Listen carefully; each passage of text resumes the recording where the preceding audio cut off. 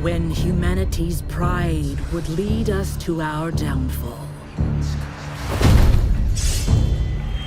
When the heavens themselves would forsake us. The Kyoshin alone would look up to see what was hidden, to hear what was silenced.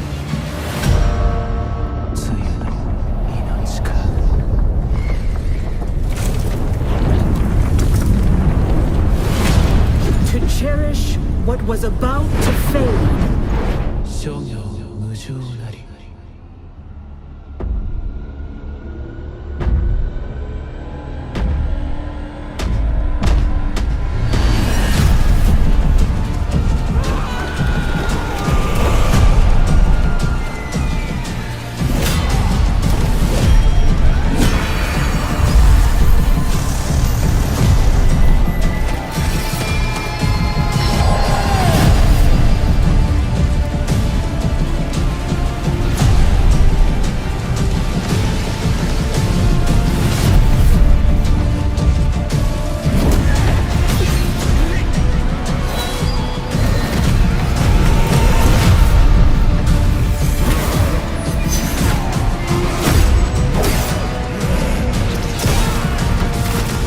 Shedding their old selves, shimmering along the haze. Embracing a new power, to be transformed and awakened. They would carve their own path in the land of fire.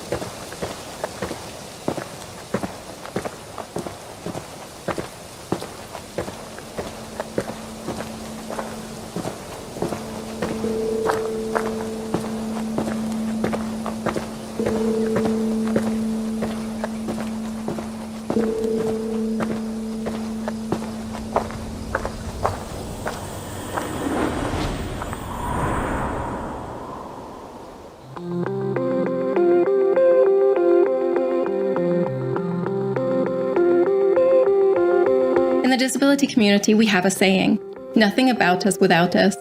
It's to say our rights, access, and inclusion in the world can't be met in proper or full ways without direct involvement. It's as true for gaming as it is access to a building. It's really important to us that we work with the community to improve accessibility. By not just involving, but valuing players and developers with first-hand experience of disability, we're much less likely to make mistakes in our approaches. Even if our efforts are well-intentioned, they might not really reduce a barrier or contribute to stigma. We're really thankful and proud of the community for their contributions. When I was working with Ubisoft on Watch Dogs Legion,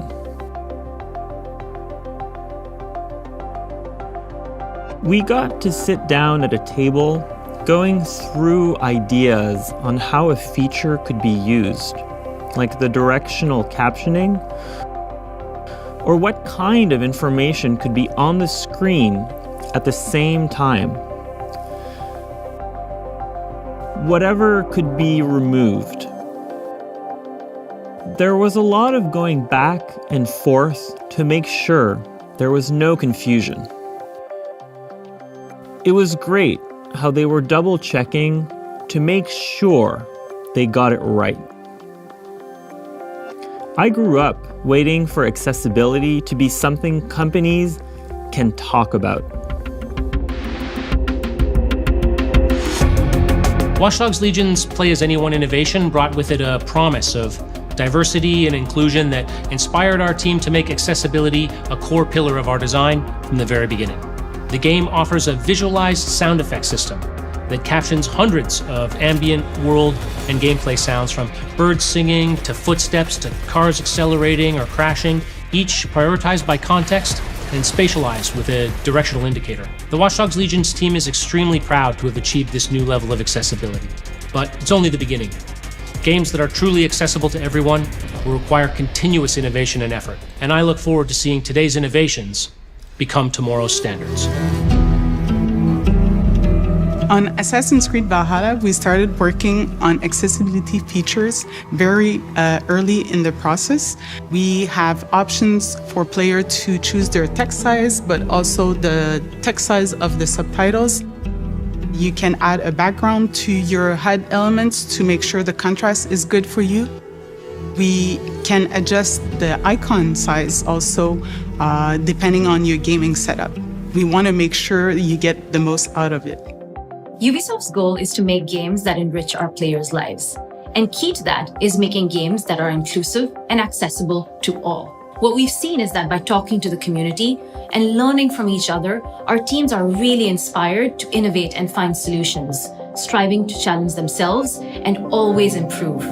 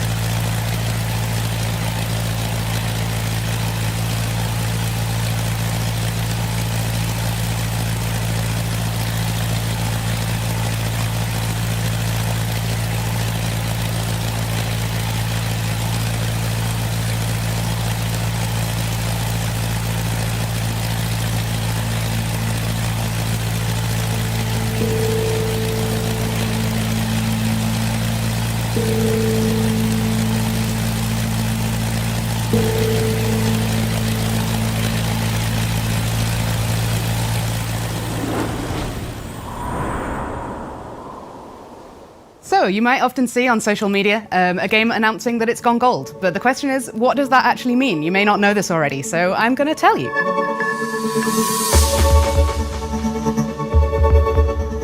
So when we say that a game has gone gold, it means that the game has been approved for manufacture. So that can be Sony, Microsoft, Google, Amazon, Nintendo, whichever platforms we're targeting for that specific game. The game is fully playable, it's stable, it's got a decent level of performance, and everything's basically working. And also that we've passed all of the compliance requirements from those first parties, and they have basically said, yep, off you go to manufacture. And then we start making the discs from there. So the term going gold comes from when this was all done on physical discs. It's digital now, but when this was physical discs, the ones that were sent to the manufacturer companies with that version of the game on that has been given the thumbs up, they were gold coloured, and so we still use that term today. So when we go gold, it doesn't mean that all the work is done for the team. We usually go to manufacture about 6 to 8 weeks before launch, so there's some time there that we can use to properly polish the game and fix things like stability and little niggly issues that might impact the gameplay when we go live. So one of my best memories from shipping a game is when we were working on the Division 2, and we decided quite last minute there that we wanted to make some improvements to the onboarding and tutorials right at the beginning of the game. So what that involved was me running around the office, just speaking to people, trying to see what was possible, what was safe to do, what changes we could make that were really going to improve everything. And it was great to be able to work that tiny bit of magic right at the end that was going to improve the experience for everyone. So when a game goes gold, that's quite a big milestone for the team. It means that something that they've been working on for quite a few years is almost ready to go. So remember to give them a shout out when you hear a game's gone gold. It means that we're all really excited to see you get your hands on the final product.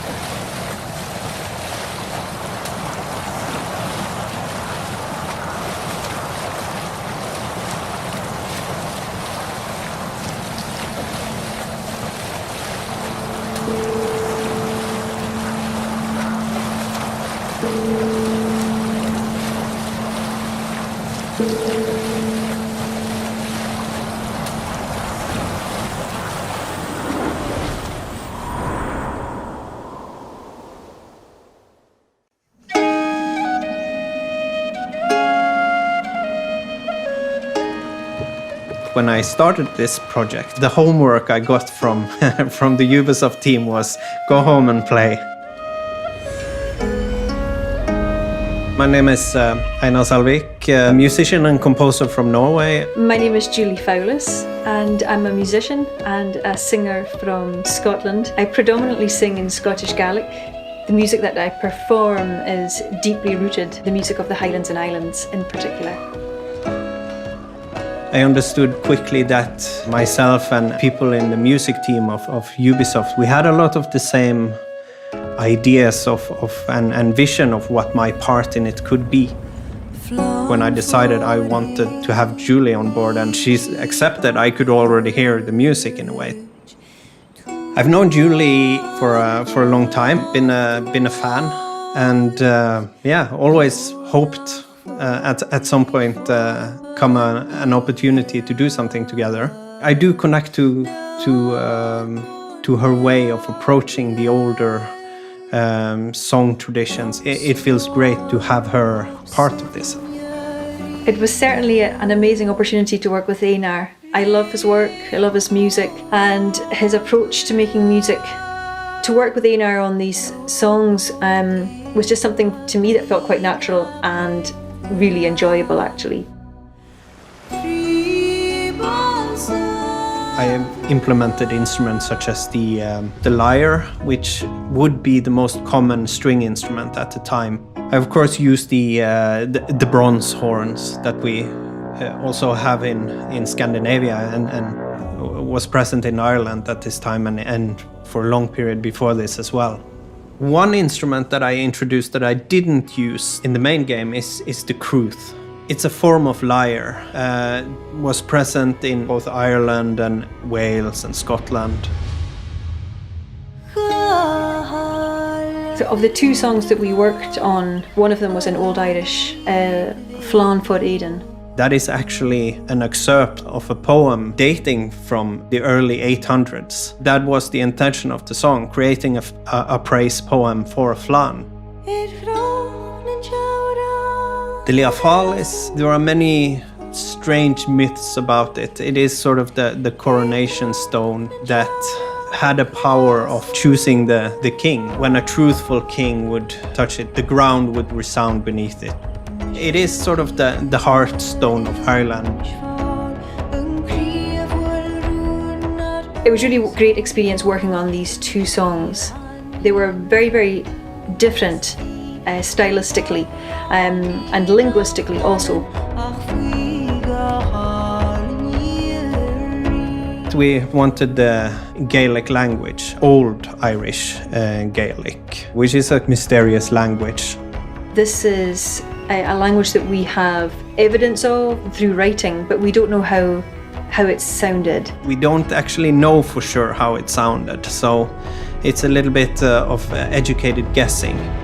The legend is that the stone will bring woe, but the song claims if Ireland came to peril, the stone would rain a storm of wonders. Ciara is a very important character in this story. Ciara means the dark-haired one, and it was challenging for me too. I had to adopt the voice of this amazing character who's a very, very strong character. But it was really incredible recording the voice parts and being directed in real time from Canada. I put a lot of heart into my work. It's important that it reflects the game, but also reflects the culture. The music and the language, they really shape our identity as Gaels. It was hugely satisfying to work on the music, and actually for me it was a great way to channel some creativity during the pandemic.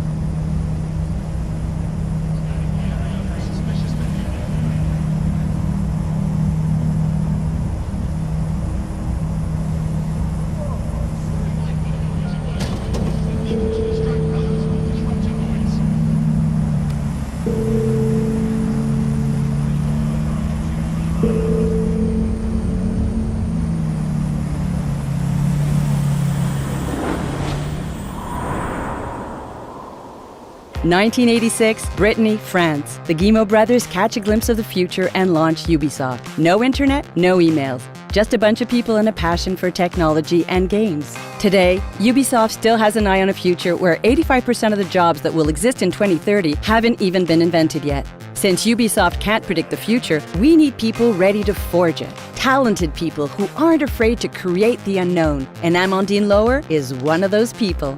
This is Amandine. Coucou. She hates interviews. Or about that. But we'll find a way, because it's worth it.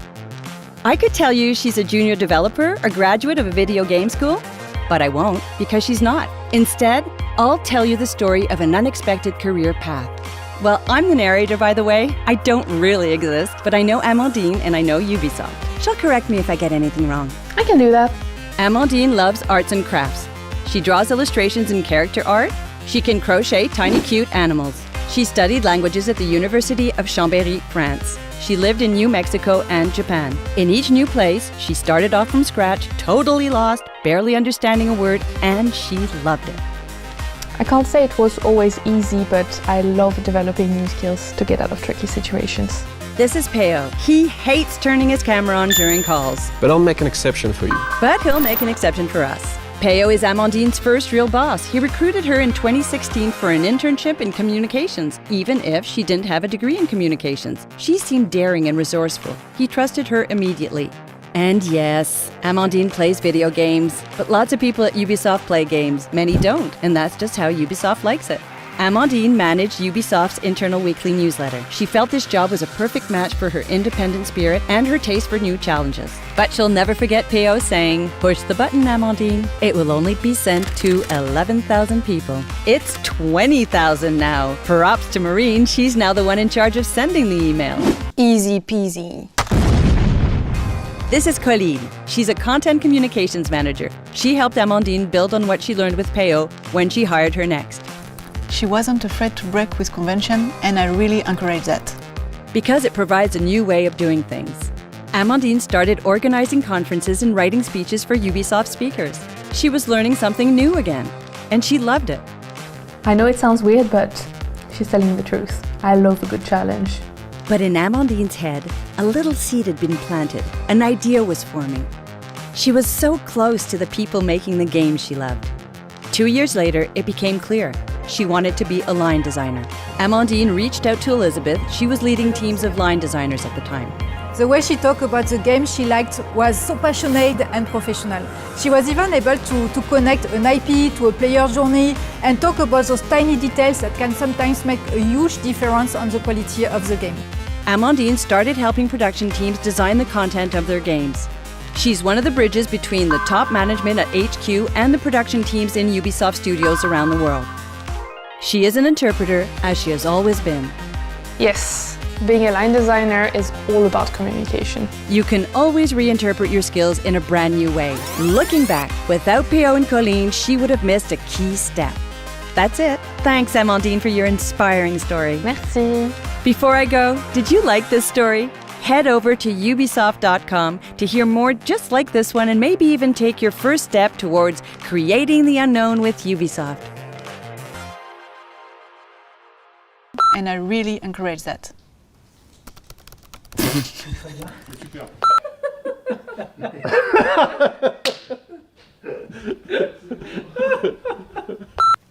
Easy peasy.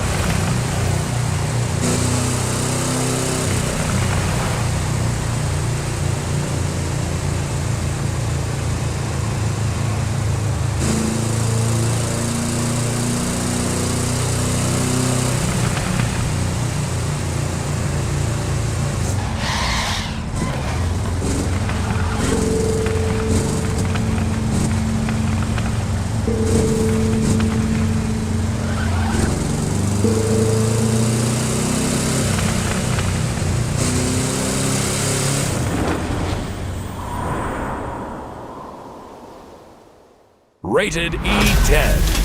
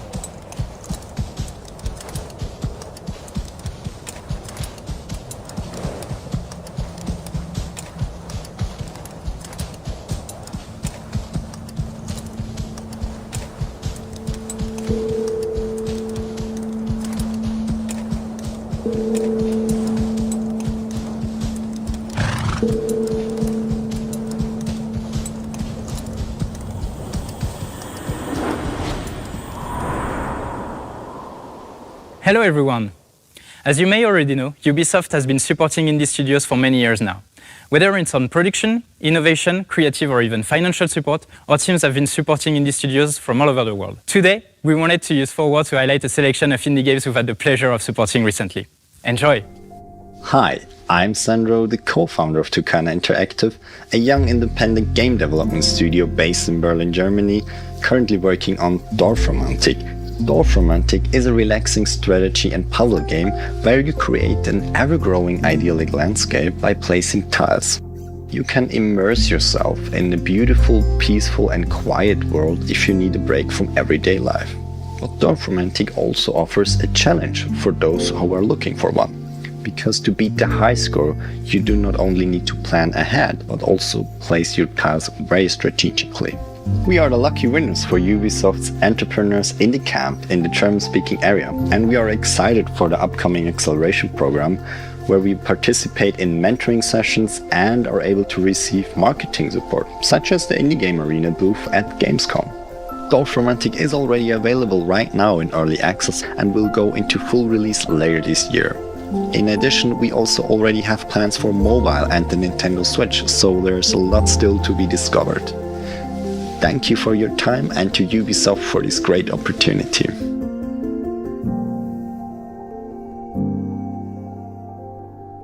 Hey y'all, so I'm in Taylor. I'm one of the co-creators of Bravery Network Online, a game by Gloam, which is our studio. Bravery Network Online is a turn-based strategy game. You've got a team of 5 fighters. You're playing against an opponent's team of 5 fighters. And they are, a little bit gay. But if you're not gay, that's okay too. I think that it's a really, really fun world, and I think that the competitive play of it is really solid. We've been working with Ubisoft for a little bit now. We actually are the winners of Ubisoft's 2019 indie series run by Ubisoft Toronto.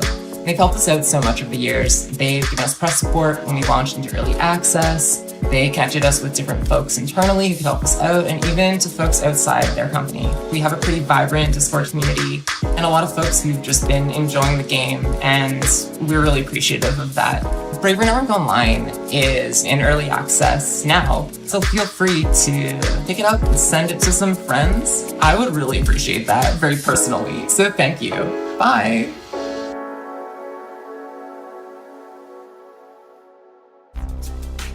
Hello everyone, I'm David Prinswell, game director on You Suck at Parking.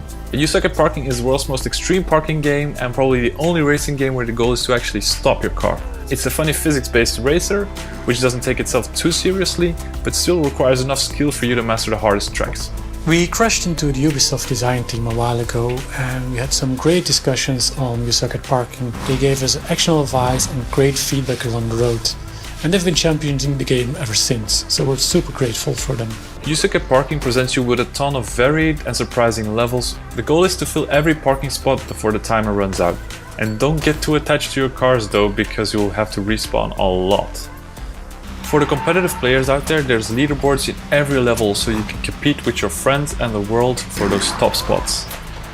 And for everyone that's feeling creative, we've also included a level editor that features everything that's in the main game, so you can go all out and be creative and make your own tracksuit. You want to know how much you suck at parking? You can already do so. Download the demo. You can also talk to us, show us your best moves, or talk to other parksters at our Discord. Happy parking!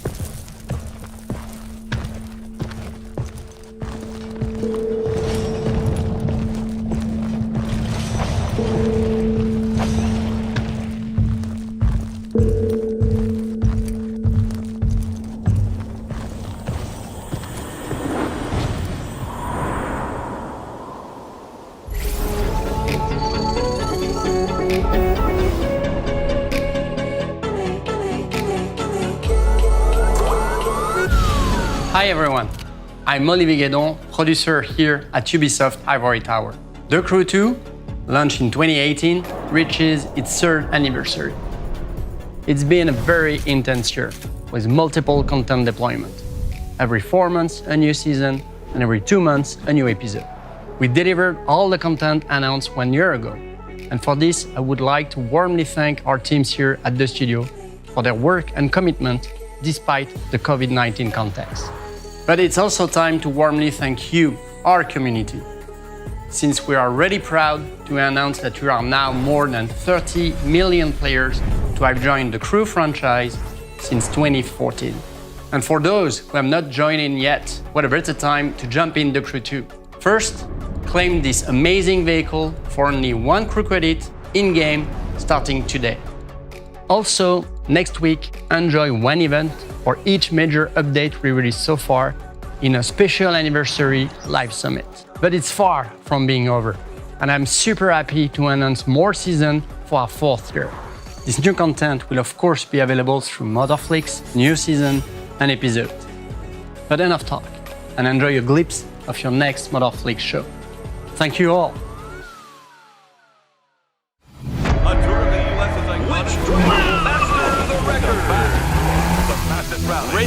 the clock. Welcome to special number 1 of the U.S. Speed Tour East, around New York City, the Big Apple. Daytona, Florida, speeding along the world's most famous beach. What a perfect day here in Miami. Fans are gathering, drivers are ready. Hey, I think we're going to have a great race today. I cannot wait for this season to get started. Each new season brings fantastic feeling. The fever, the hope, the excitement. The teams are getting ready. And I guarantee you that they are ready to make the show. Who will be the fastest to compete? The U.S. Speed Tour East is about to start. It's probably the biggest race of my career. What a mess out there! Are you ready? The clock is ticking. Go, go, go! Check that one out! Final leg of the final stage. New York, New York. Watch the drivers go for it.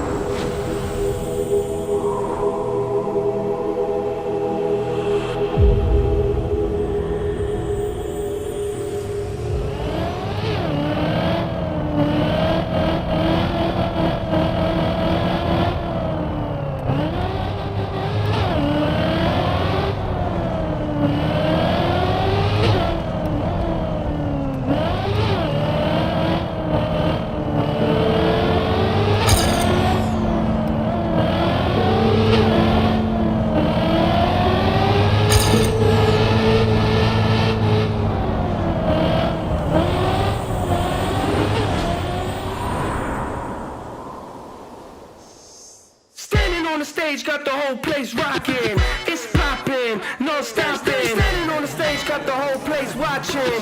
Vacation, hotel hopping. I'm a big deal, I'm a big deal. I'm a big deal, I'm a big deal. Standing on the stage, got the whole place rocking.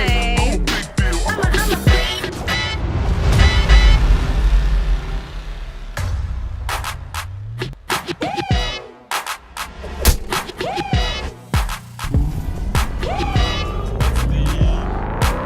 This car rustles my jimmies in a way that jimmies should not be rustled by a car.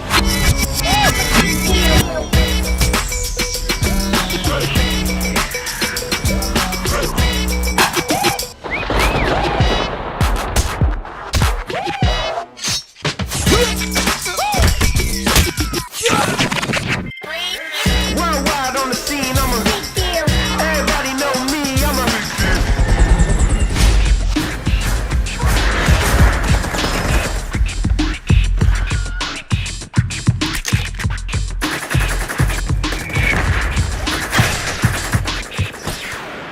Do that there, how you do it, do it, do it, do it, do that there, how you do it, do it, do it, do it, do that there, how you do it, do it, do it, come on, woo, I'm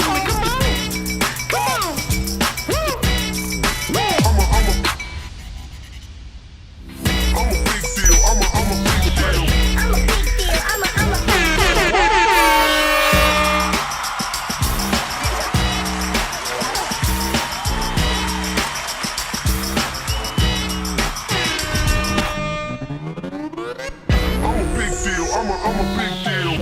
a big deal, I'm a big deal. I'm a big deal, I'm a big deal.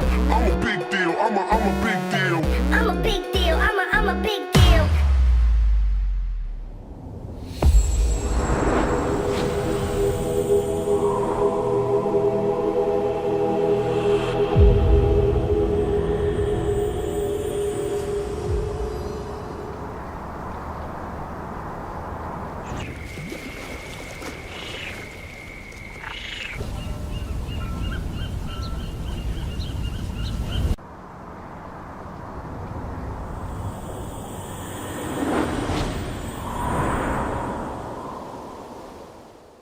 Hey everyone, I'm Latish Dalinadan, live producer on Watch Dogs Legion.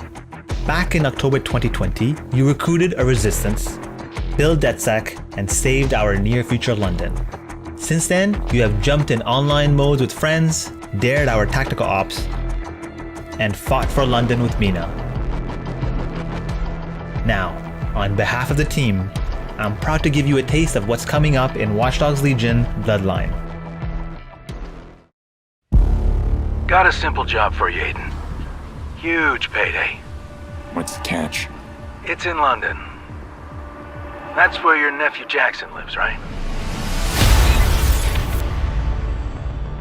Anyway, the job's pretty straightforward. Break inside Broken Tech and steal a device giving control over an army of weaponized robots. That thing must not fall into the wrong hands.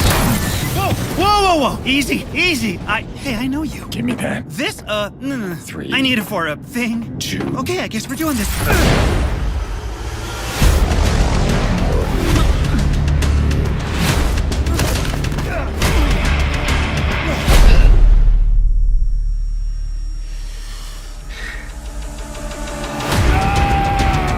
All I need is that little device stolen by your partner. The one in the stupid mask?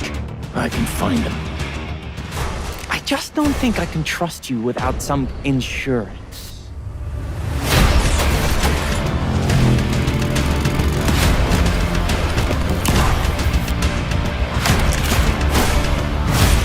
I'm just tired of criminals and con men running the world.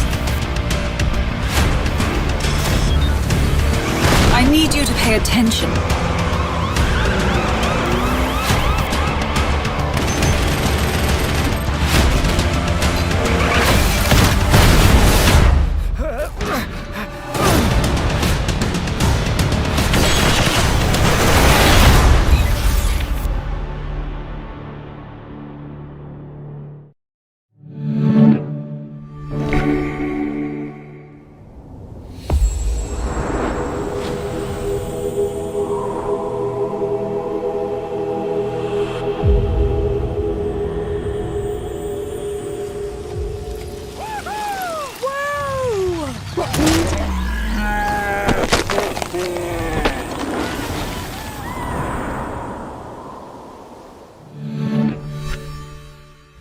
How do I tame the deer? How do I tame the deer?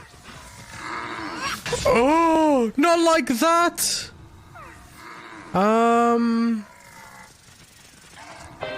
My bad?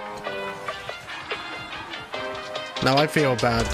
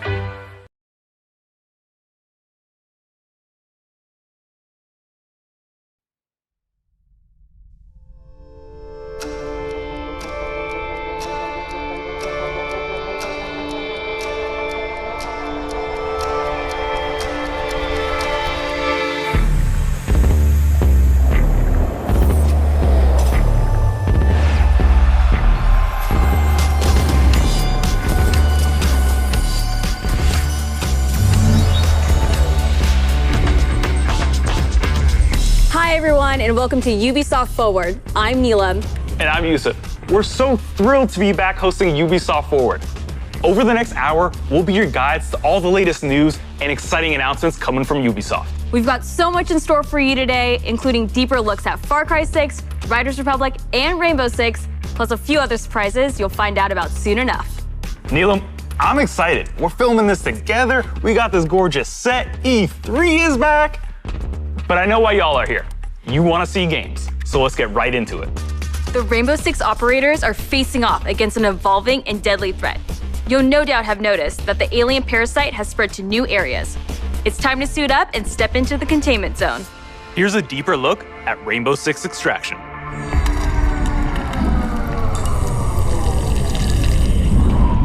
I used to feel so much peace staring into the heavens until a piece of it fell.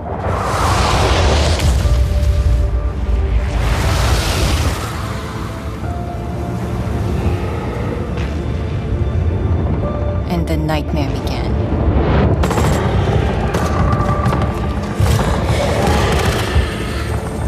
We thought it could be contained, but it evolved. So we did too. One of our own is MIA. I need an extraction team, now! If there's a way to stop them, you will find it. But I know you will find me first. Okay, the plan. Nomad, secure our exit. I'll take out the nests. And I'll find Ivana. I have your signal. Let's go. We are already out of the nests. Incoming! Clear the area!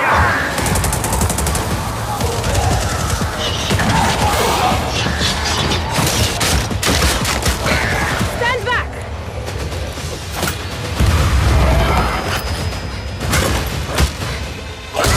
Down.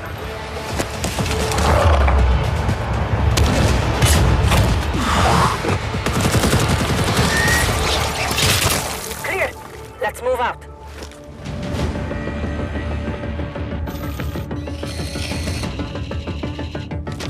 Clock's ticking. I found her. Hey, Ivana. Hold on.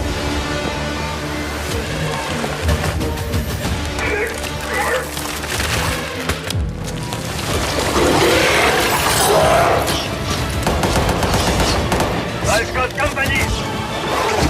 Coming through!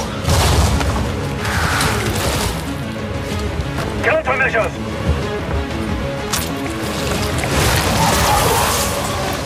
Check. Make for the exit. An apex! Get down!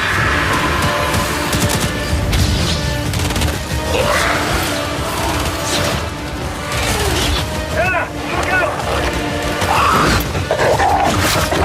I don't have the shot!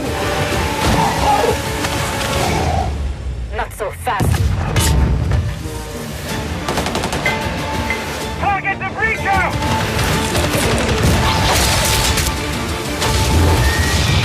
Now's our chance! Nomad, blow the door! Cover me!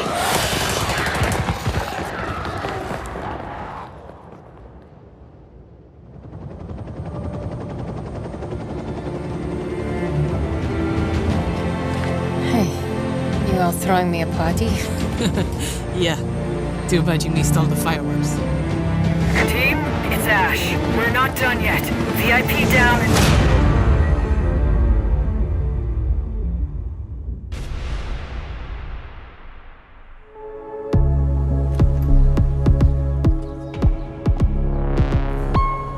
Now, I know you must have a ton of questions after seeing that trailer, and we have answers as well as a full gameplay walkthrough coming up, so hang tight. My name is Richard. I'm your resident community developer coming to you from North Carolina. We're thrilled to be back to give you an introduction to Rainbow Six Extraction. With me today in Montreal, I have Bruno Lalonde, our lead technical director, and Alicia Fortier, game designer, to help walk us through. Alicia, what can we tell our players about Extraction? Extraction is a 1 to 3 player co-op experience. You might think you know what you're getting into since there's going to be some of your favorite Rainbow Six operators, but it's going to be completely different because this time you're not fighting against each other. You're coming together to face an unprecedented, evolving alien threat.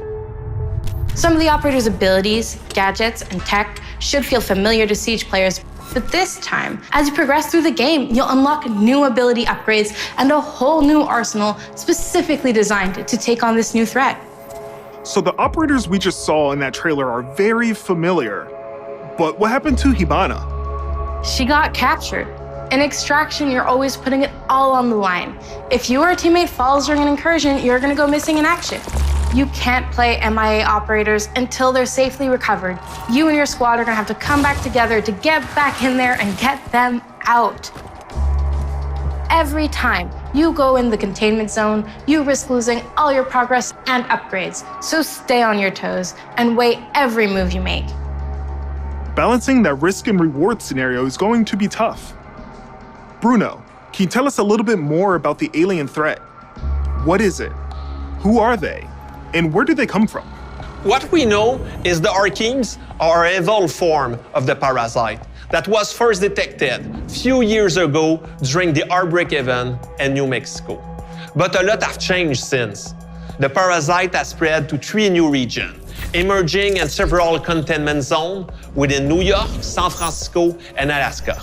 This is what we know so far.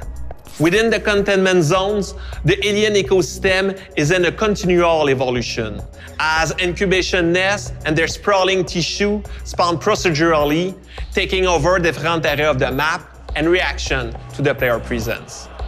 The parasite is always spreading, always evolving, but it didn't look too happy about the operators disturbing their new home.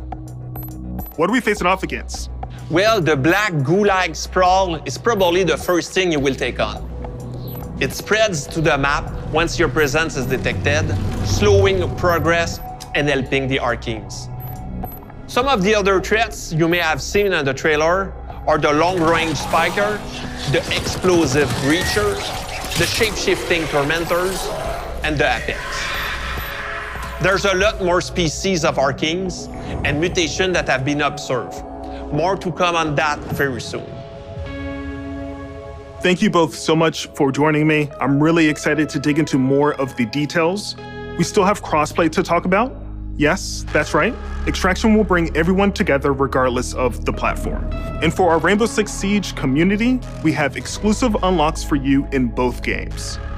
Okay, you've been waiting long enough. Let's take an exclusive first look at some gameplay footage. Here is Rainbow Six Extraction.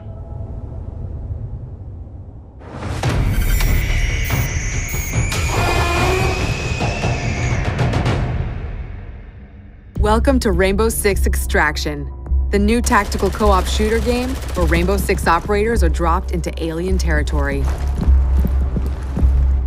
In today's walkthrough, we're on a mission to investigate anomalies identified at the Orpheus Research Center in Alaska. HQ will provide additional instructions. We need new data on the parasite's underground network. It keeps evolving, adapting. Plant auto trackers on dormant nests. Don't destroy them or we'll lose the trackers. As a squad of 3, Ella, Alibi, and Sledge will use their operator abilities to complete objectives, assist each other, and obliterate Archeans in their way. Drone spinning up.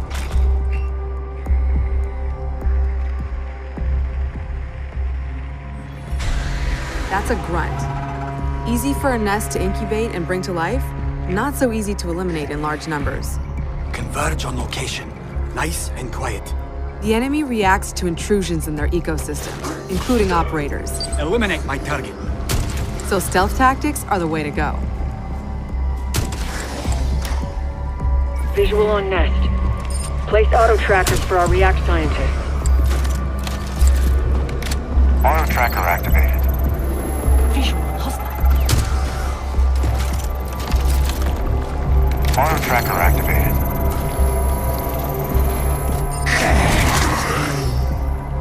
The parasite generates sprawl, a substance that connects their whole ecosystem. Alert an Archean, and a nearby nest wakes up too.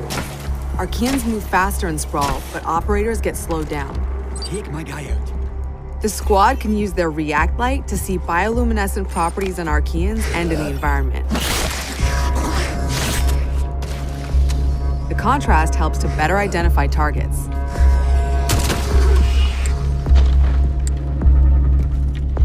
Nest mapping complete. A scientist just gave me the thumbs up. Good job. Identifying Archean variants helps the team determine the best approach to take them out. Scan grenade.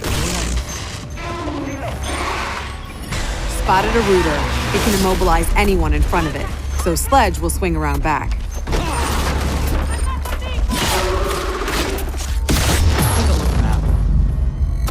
Get out of there before the swarm appears. Don't push your luck.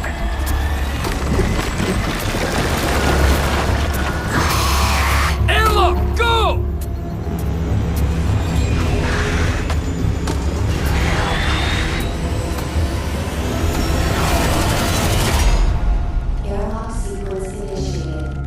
That was close.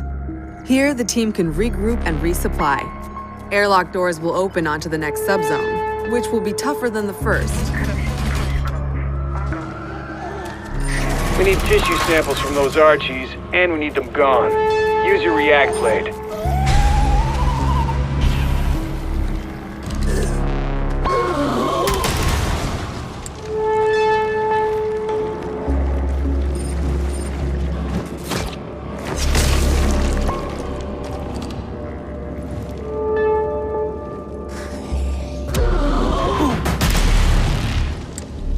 It's right there. React blade, do your thing.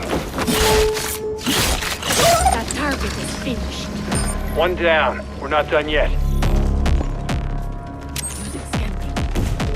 That's your target. Don't put it to death just yet. Get that sample. We've located a spiker. It can fire armor-piercing projectiles. Alibi deploys a Prisma hologram. Deploying the bait.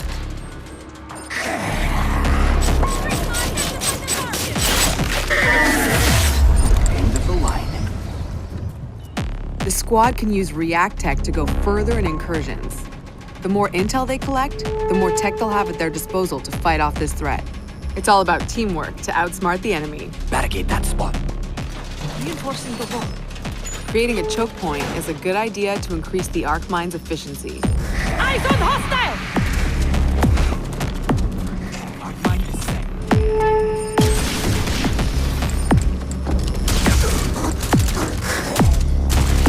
That's the way. Keep hunting. That's the React threat sensor. Smasher incoming.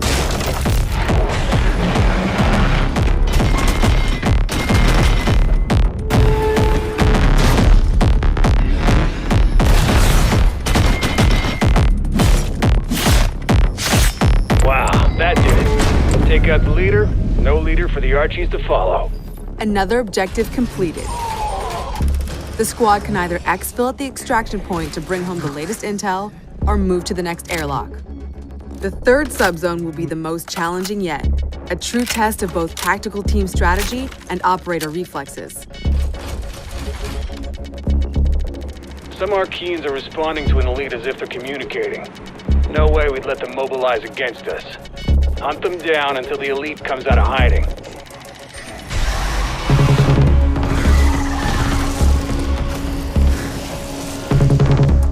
Contact! Contact! I'm under attack!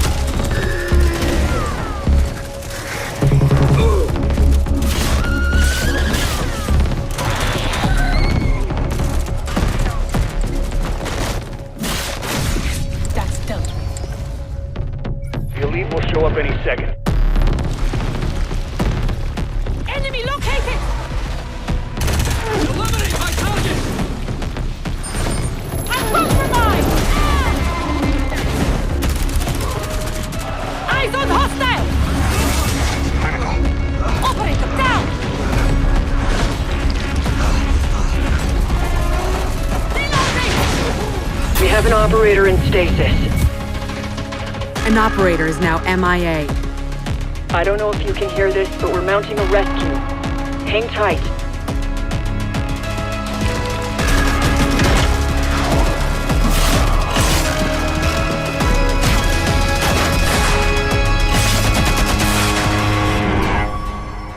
heard it. A rescue mission is underway. React still needs you.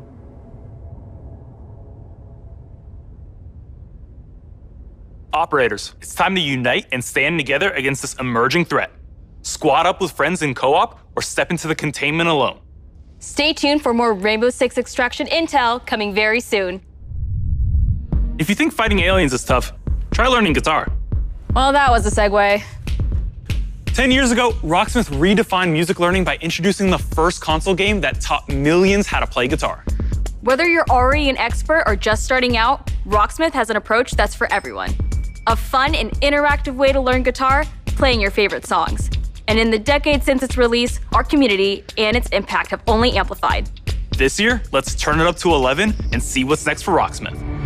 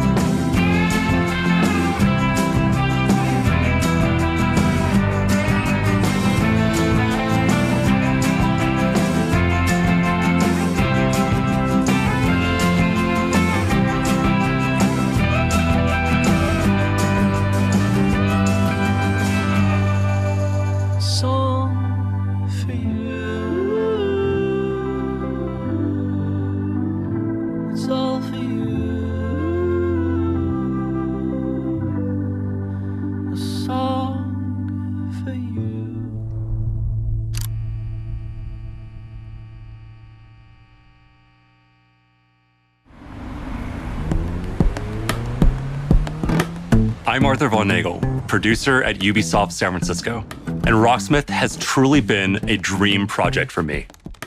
As a lifelong gamer and a touring musician, Rocksmith is what I wish I had when I started learning music.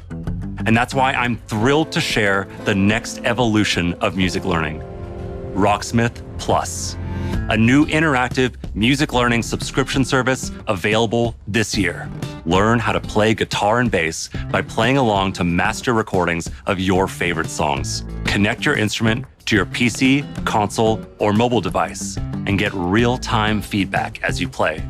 Connecting with Rocksmith Plus will be easier than ever now that you can use your phone as a microphone. Download the app, log in, sync to Rocksmith Plus, set it down, and play along. Now, acoustic players and electric players with amps can use Rocksmith Plus with no extra gear needed. It's a game changer. And we're excited to reveal Rocksmith Plus will have a huge amount of songs at launch. All songs in the library will have chord charts that'll be perfect for rhythm players who want to learn the foundation of a song to hum and strum along to. We'll still have the note-for-note, authentic arrangements for players that want to play songs exactly how the artists originally played them. And each week, we'll release a steady stream of new authentic arrangements to keep growing that portion of the library. We're also introducing the Rocksmith Workshop, a new tool that lets users create and add their own arrangements for songs we've licensed. Your subscription will give you access to all those songs, more content than ever before, including genres beyond rock, We'll have pop, hip-hop, country, Latin, R&B, all sorts of metal subgenres. We'll have music from all over the world, from big stars to indie darlings. It's the most diverse song library ever seen in music learning software. Rocksmith Plus will still have our proven practice features like adaptive difficulty and riff repeater, which let you practice and learn at your own pace, or slow down and repeat tricky parts until you master them. We've improved those features in Rocksmith Plus and are introducing new ones. Beginner and intermediate players will benefit from more personalized learning, thanks to an enhanced recommendation system and more robust progress tracking. Players won't just see their growth on a single song. They can now monitor their progress technique by technique across the board, and overall offer a better sense of how you're improving over time. Advanced players will be happy to know we're introducing a new Rocksmith tablature view. That way you could take advantage of Rocksmith Plus's song library and practice tools in a format that's familiar and one that will hone your tab reading skills. We're excited to announce that you can register for a chance to participate in our closed beta right after the show. Visit our website at rocksmith.com to get an early look at Rocksmith Plus and help us test and create the future of music learning. Thank you so much to the amazing fans who have enjoyed and supported Rocksmith over the past 10 years. Let's jam together with Rocksmith Plus for another 10.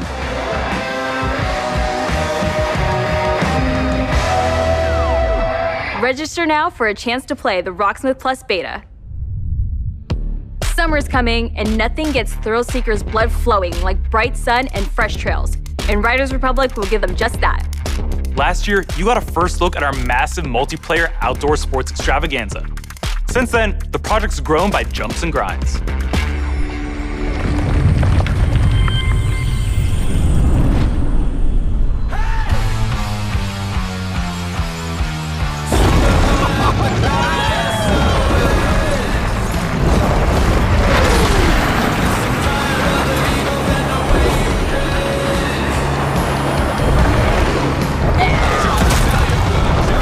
Greetings, thrill seekers. This is the Riders Ridge, the Republic's stomping ground. From here, you can meet like-minded riders, manage your career, learn to nail those wild moves, stay stylish, share your creations with the Republic, stay on top of the latest news, and take up some ferocious multiplayer action like Free-for-All or Tricks Battle, our 6 vs 6 team competition.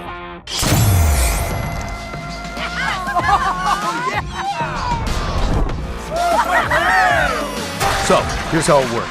Performing big tricks on the modules will turn them from red to blue, and every trick that you stomp will contribute to your team's overall score. You still with me? Okay. When your team has turned all the modules blue, you capture that district, which will help multiply your score into the big time. Progress, progress, progress. To unlock more content, you gotta earn those stars. So, if you want to be the boss of your own career, the world's most famous competitions are waiting for you.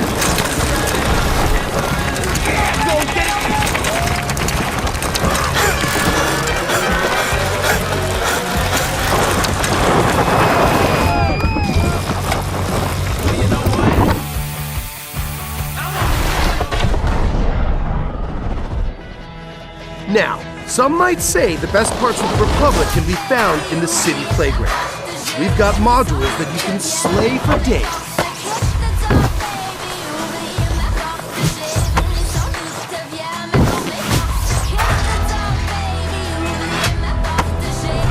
Maybe you're all about living on the edge. Either way, to progress, you gotta earn those stars. Having the right rig is important too. And we've all got our preferences.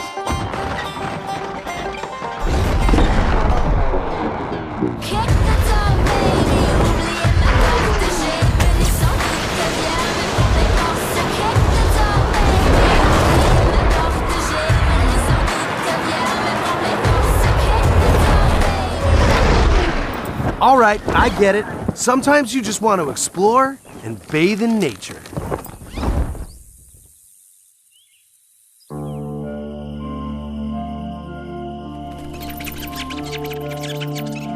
That's right. Everything you do counts.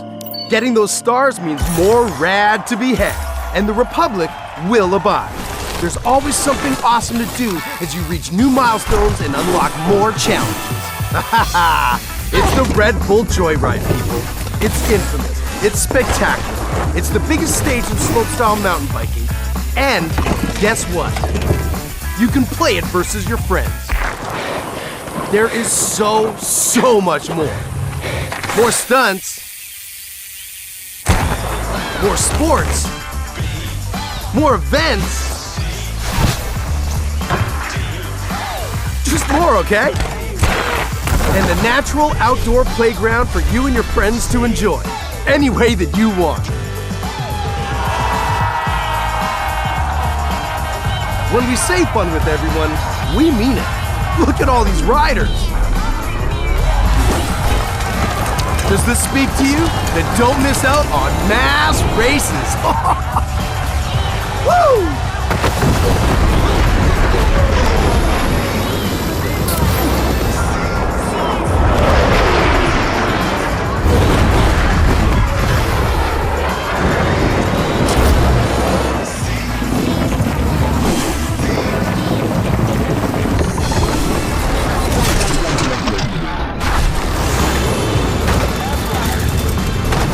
The Republic awaits you, Ryder. See you soon.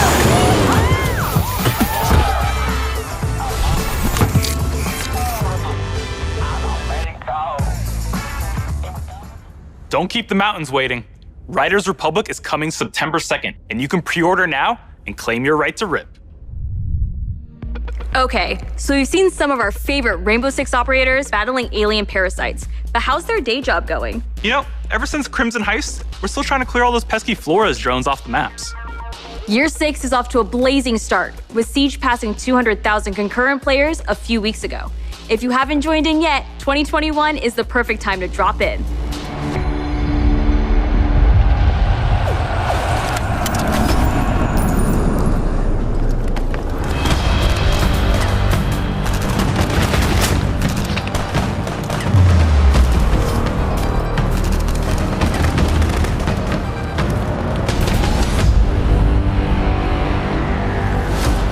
Six years into our journey with Siege, we are humbled and grateful for the enthusiastic community that has supported this growth. So today is all about sharing quality of life developments that will dramatically improve player experience. With the community growing every day, we've been hard at work finding ways to improve your ability to play with your friends and meet new players. On June 30th, we are unifying our PC and cloud-based platforms with crossplay and cross-progression. That means that any player on Amazon Luna, Stadia, or PC will be able to queue into games together while having a unified account progression. And for console players, in early 2022, crossplay will be available between PlayStation and Xbox platform, and the cross-progression will be available between all platforms. For these updates, we needed a bit more time in order to prepare and make sure they have a smooth launch. Bringing these player bases together benefits everyone. It will finally allow you to play with your friends across different platforms. It also means that your progression will now follow you, anytime and anywhere you play. We know crossplay is a feature a lot of you has been anticipating, and we are thrilled to see the enthusiasm its announcement has inspired. From your amazing fan art to the awesome cosplays, the Rainbow Six community is the lifeblood that keeps this game moving forward. We cannot thank you enough for your support. It is because of you that Siege keeps evolving and growing. To wrap up, here's a brand new animated trailer starring Thunderbird, the new Defender joining Team Rainbow. Check this out.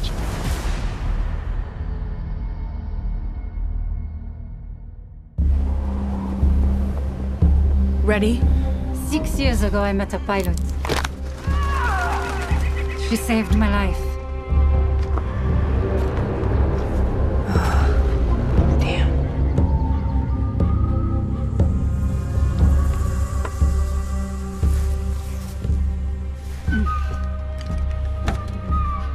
That symbol, what does it mean? This jacket was my father's. Dagu Wankan, Wichahpi. The creator's star has many meanings. Love, wisdom, bravery. Suits you. Listen, I need to get this bird in the air. You try to get some rest. You're the boss.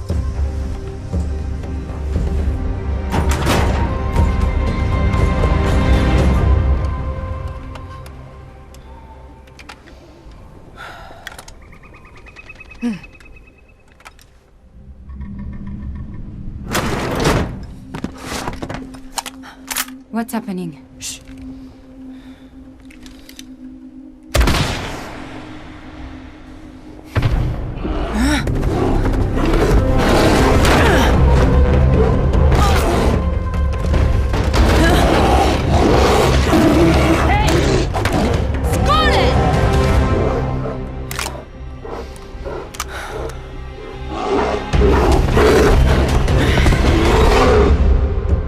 Wait, that's it? What happened next? Why don't you ask her yourself?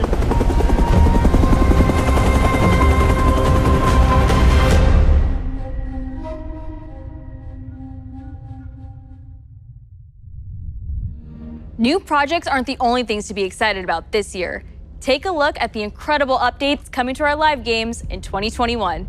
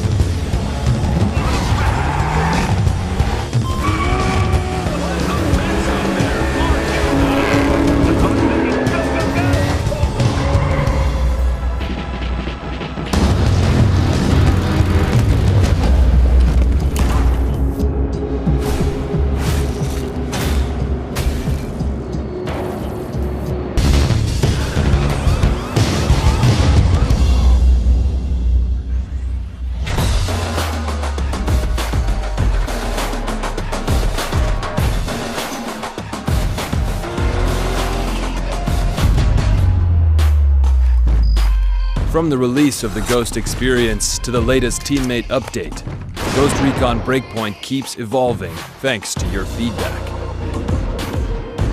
But that's not all.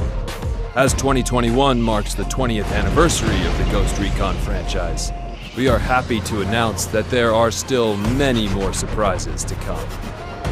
Stay tuned, Ghosts.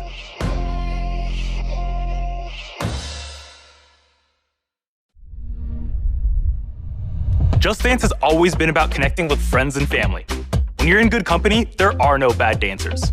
So move the coffee table, alert the local homeowners association, and let's get loud.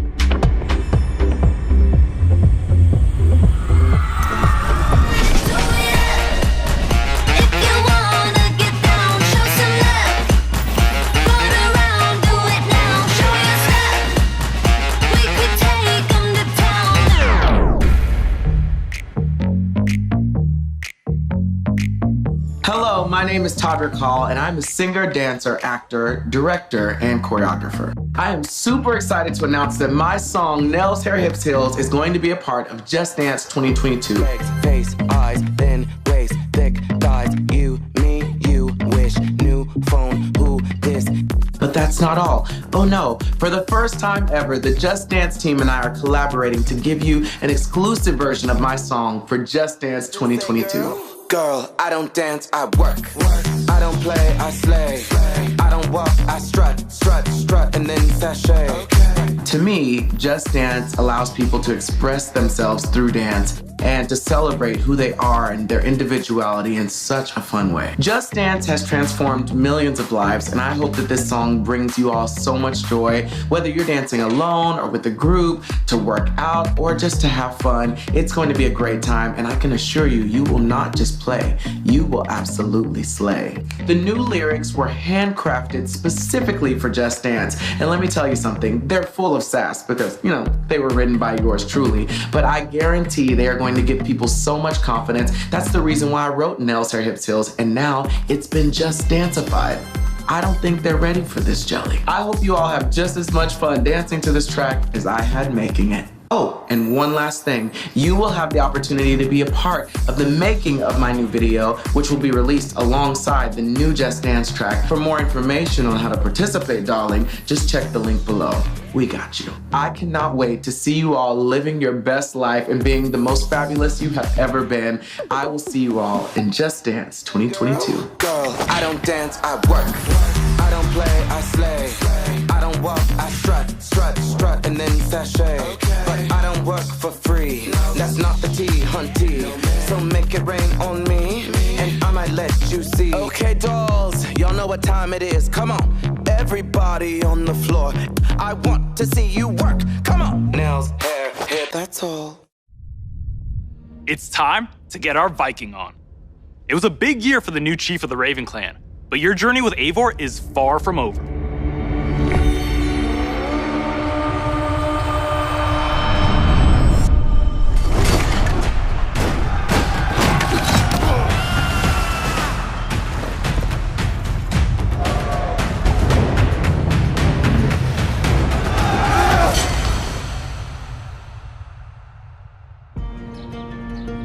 In November 2020, we released Assassin's Creed Valhalla. To our delight, it was the biggest launch for any Assassin's Creed game to date, and we have you to thank for that. Becoming Eivor, a Viking leader going on a quest to fight for a new home, is an adventure that resonated closely with many of you. I certainly had fun exploring England with Eivor and stumbling across unique world events that left me with memorable side stories. Thank you, Eivor. We're amazed to see how you dedicated yourselves to the Viking lifestyle. You've led more than 300 million raids in total, and built more than 100 million buildings in your settlements. Congrats. Eivor still has a long journey ahead, and we've been continuing to offer free updates for all players to enjoy post-launch. These updates include time-limited festivals, new quests, and even whole new game modes, such as the River Raids update and the Mastery Challenge. We add in community-requested tweaks and features too. For instance, we'll be adding one-handed swords in the coming weeks. The team is also working hard at tackling issues and improving the game experience for everyone. We've been tracking various known issues on our forums, and also shared our complex bug-fixing process in a recent dev blog. We love seeing your continual feedback, and we thank you for your patience and support for the game. On top of regular free updates, we're also building on Eivor's story and the world of Assassin's Creed Valhalla through game expansions. Wrath of the Druids released a few weeks ago, allowing players to explore Ireland and battle a mysterious cult, the Children of Danu.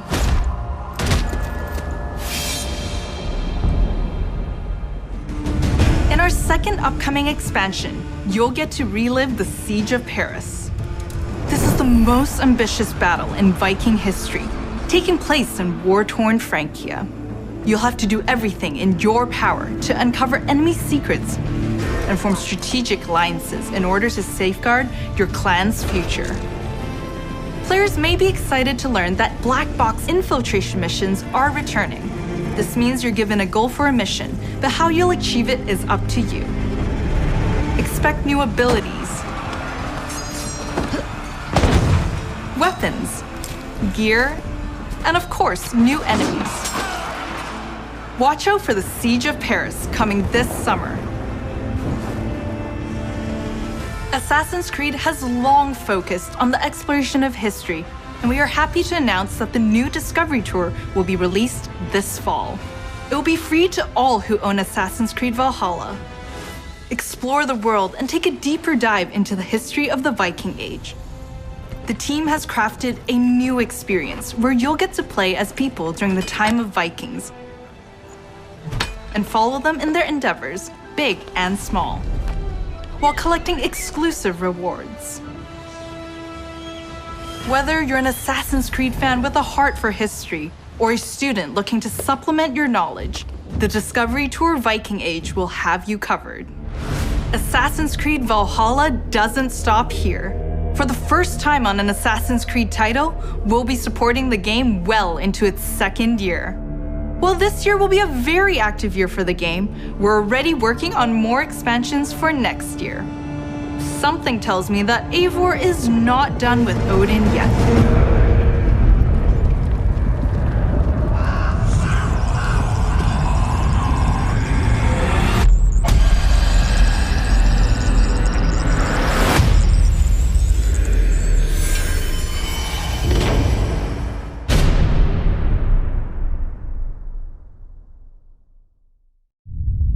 So you've seen some great games from us, but we also have news about the movies and TV series we've been working on.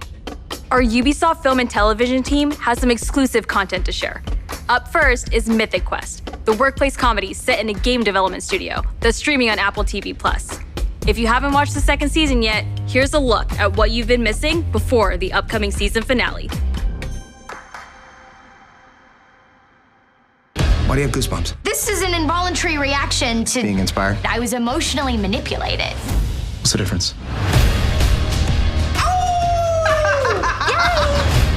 That's it. Except make it about me and not the world. I feel really seen and heard. I don't want to see you or hear you. She played us to get what she wanted. She inspired us. She emotionally manipulated us. What's the difference? Up next is an exclusive look at a new trailer for our feature-length movie, Werewolves Within. It's a whodunit with teeth that'll be coming to theaters June 25th and on demand July 2nd. Hello, everyone. I am Josh Rubin, the director of Werewolves Within. And I'm Sam Richardson, the star of Werewolves Within. Werewolves Within was based off a Ubisoft game, and we're so excited to bring you an exclusive look just for you. Check it out. Dr. Ellis? I told you, she's probably tanked. Touch this door again, I'll shoot. Again. Dr. Ellis? Getting lost, please. Look, we need answers. It didn't disappear. What did you say? It didn't just... Shh. What? It's not Emerson Flint. It's one of you. What the hell is that supposed to mean? Okay, well... What did her eyeball say? Look, we don't understand. Can this please come out? I'm afraid I can't do that, Ranger Wheeler. You could be one of them. What is she? One of what?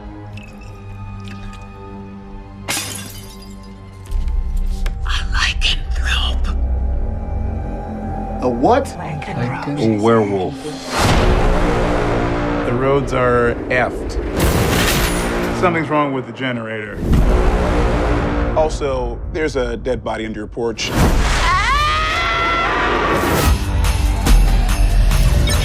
Yes!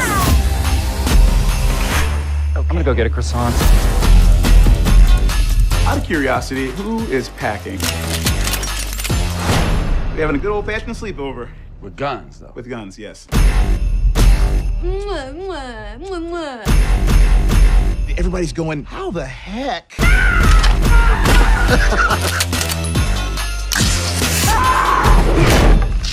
Not littering, I'm just excited. Not judging, just watching it.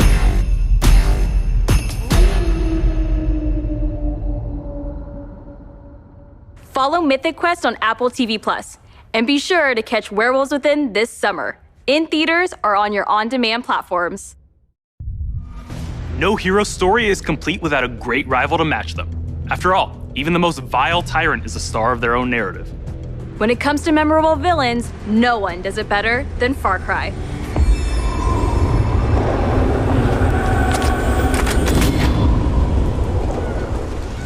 Please, we have to get on that boat. Abuela, what the hell I'm gonna do with baseball cards? Do you have any idea what these are worth? Let us through. Quiet. Marco, always making new friends. Danny, you're late. Where's Alejo? He gave up his ticket for his family. Bullshit. Alejo is an orphan. Alejo's not going anywhere anymore. Come on, Marco. Let them on. Vamos. Good man. Gracias. The boxing cow. Let us on.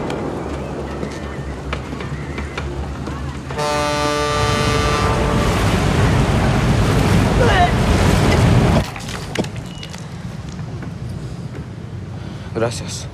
Don't worry about it, chamaco. Here. It's all I've got.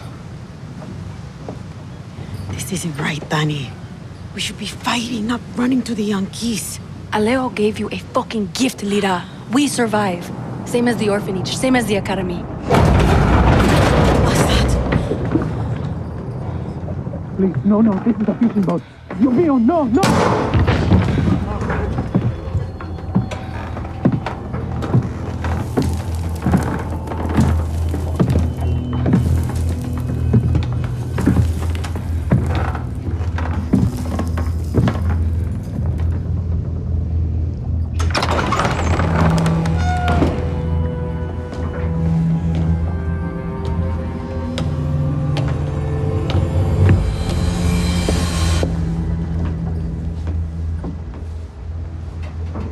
Before he was El Presidente, mi papa loved to fish.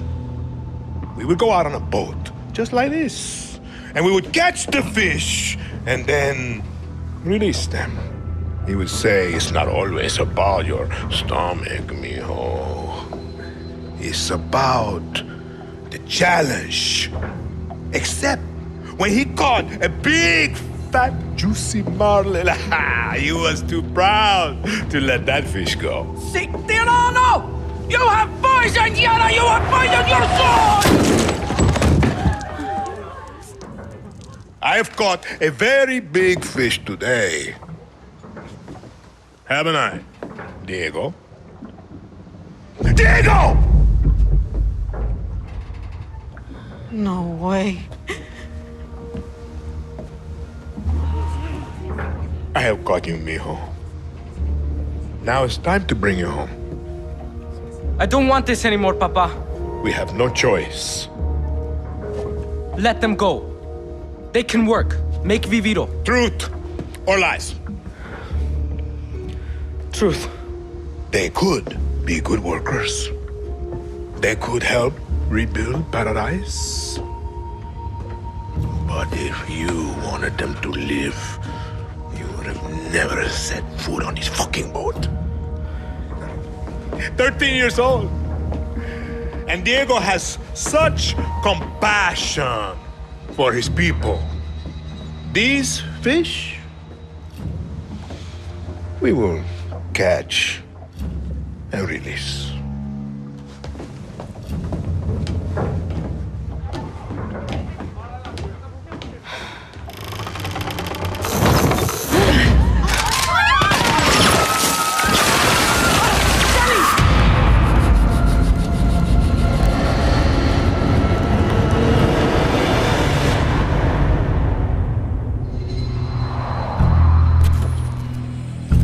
You've just seen another disturbing lesson from Anton Castillo, passed down to his son Diego as he grooms him to become the future ruler of Yara.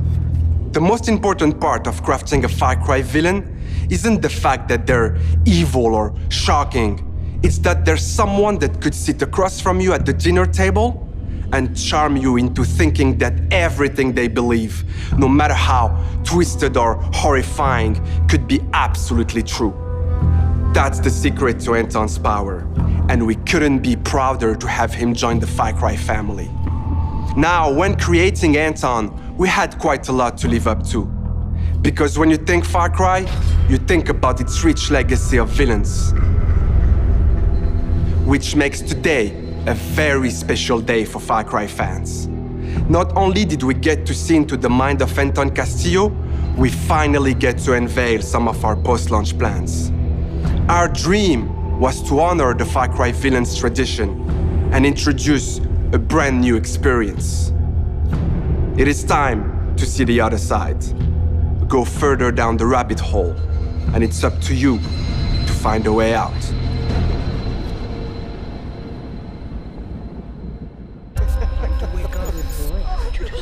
What is going on? Who's watching who? My, what a happy family. RJ, tell your mother and sister to... You are alive. That is all that matters. What the fuck? Peekaboo, motherfucker. Where the fuck am I? I too am a king who isn't afraid to slaughter to get what he wants. In my way! Is this a test? A dream? An opportunity? Then I will not waste it.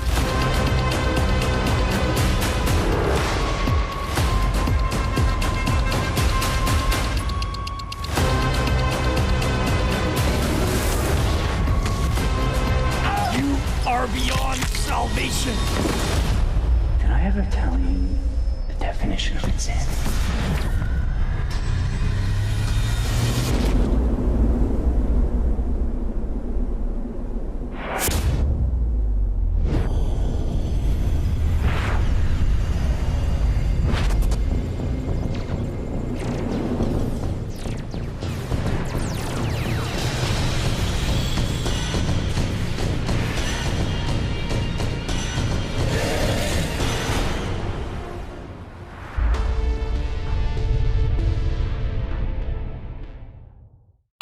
We're so excited for you all to check out this next game.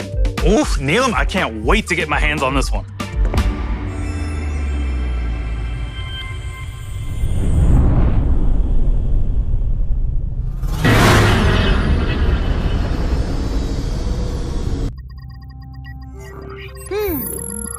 We are now approaching our destination.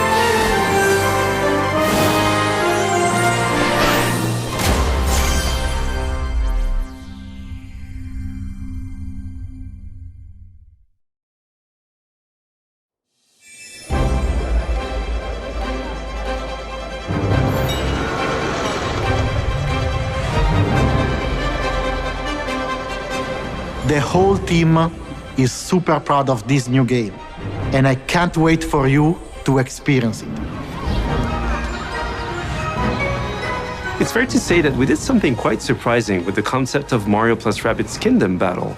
And for this project, we didn't want to stop there. Hi everyone, Mario and the Rabbids are back. And I'm so excited to be back as well today to unveil our new project, Mario plus Rabbids Sparks of Hope. We are diving back into this unique crossover with even bigger ambition, expanding our universe on a major scale. This time it's not just the Mushroom Kingdom, there is an entire galaxy to save. To do so, you will lead a brave yet reckless team of unique heroes, including some fresh faces like Rabbids Rosalina and other surprises. On their quest to repel evil across the galaxy, their spaceship will bring them from planet to planet. They will be facing a powerful villain, Cursor, an enemy unlike anything our heroes encountered before. But they won't be alone. By their side, they will have their new allies, the Sparks. These surprising creatures, born from the merge of Rabbids and Lumas, will lend their wild powers to our heroes. Their natures and origin are at the core of our story. But let's keep some surprises for later.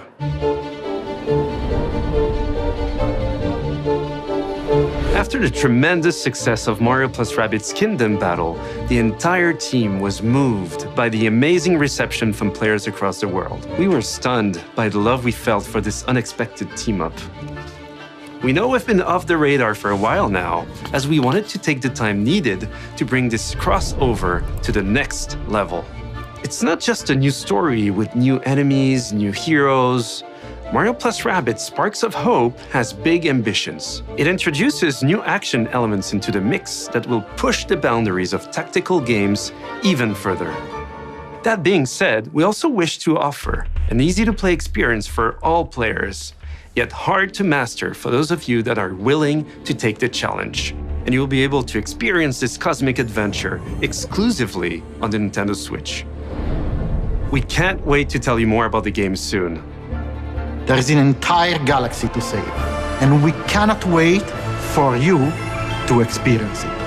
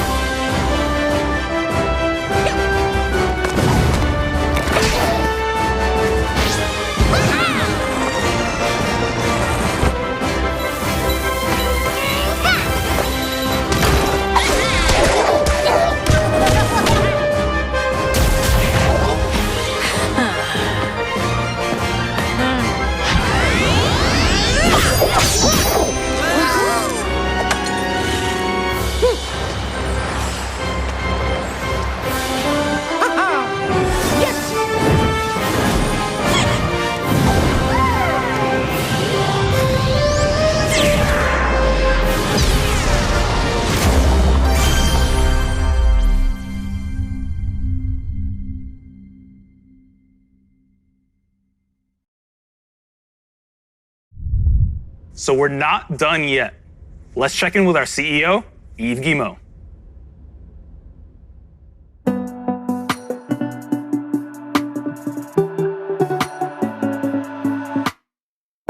Hi everyone. As you have seen, we have a fantastic and diverse lineup of games coming soon. And this is just the beginning.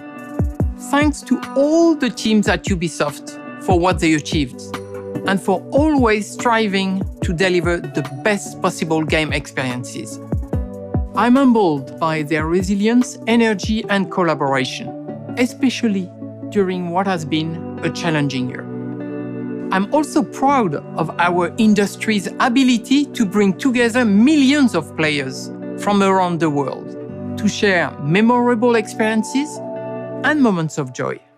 This is one of the real powers of video games, and it is what motivates everyone at Ubisoft to do our best.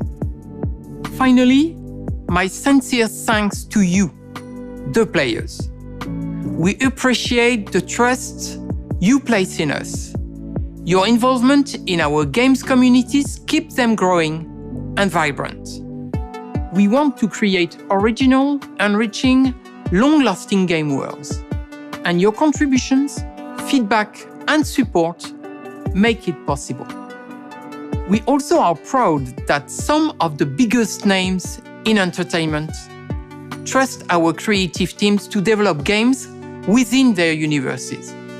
For example, you just saw Mario plus Rabbids Sparks of Hope, developed in collaboration with Nintendo, where everyone's favorite Mario and Rabbids characters return for an all-new adventure. And speaking of great partnerships, there is one more exciting thing we would like to show you today.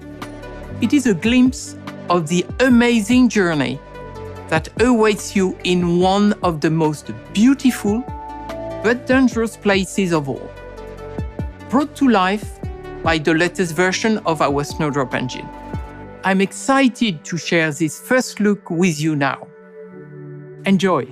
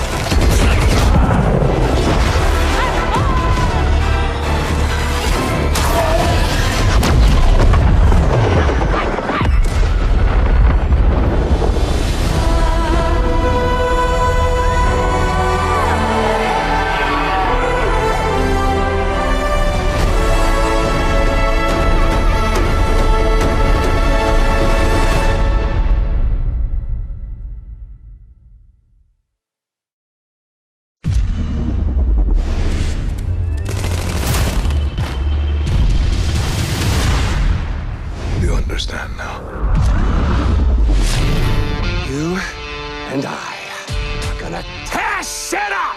Begin the remake!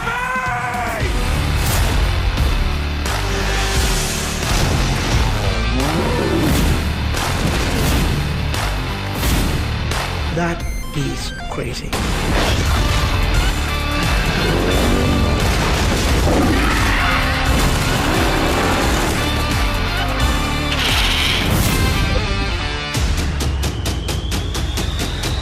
Awesome. Like I said, man, too much fun.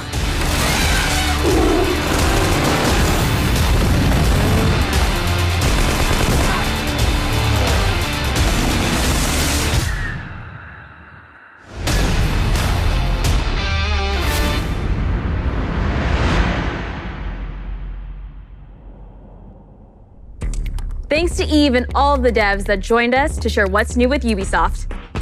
Today, we battled some Archeans in Rainbow Six Extraction, learned some new songs in Rocksmith, got an adrenaline rush from Riders Republic, lit up the dance floor in Just Dance 2022, visited new shores in Assassin's Creed Valhalla, witnessed a chilling confrontation in Far Cry 6, and teamed up with our favorite man in overalls in Mario plus Rabbids. Don't go anywhere, there's still more to come in the post-show. Bye, y'all.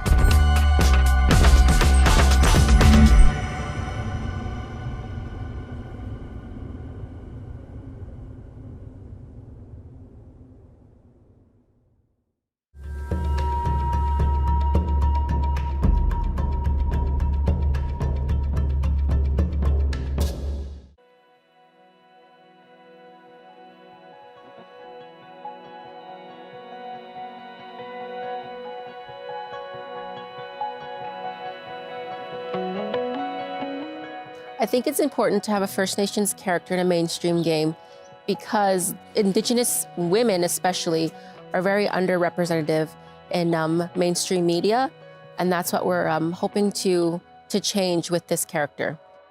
The creation of Thunderbird does have immense potential to bust on all those negative stereotypes about even Indigenous women, Indigenous people. If there's anything that can help target an audience to become more interested in Nakota community, it's probably technology. And Ubisoft is right in touch with the highest technology, games, and something like this can have a really big impact on youth. And I'm excited to see the outcome of Thunderbird.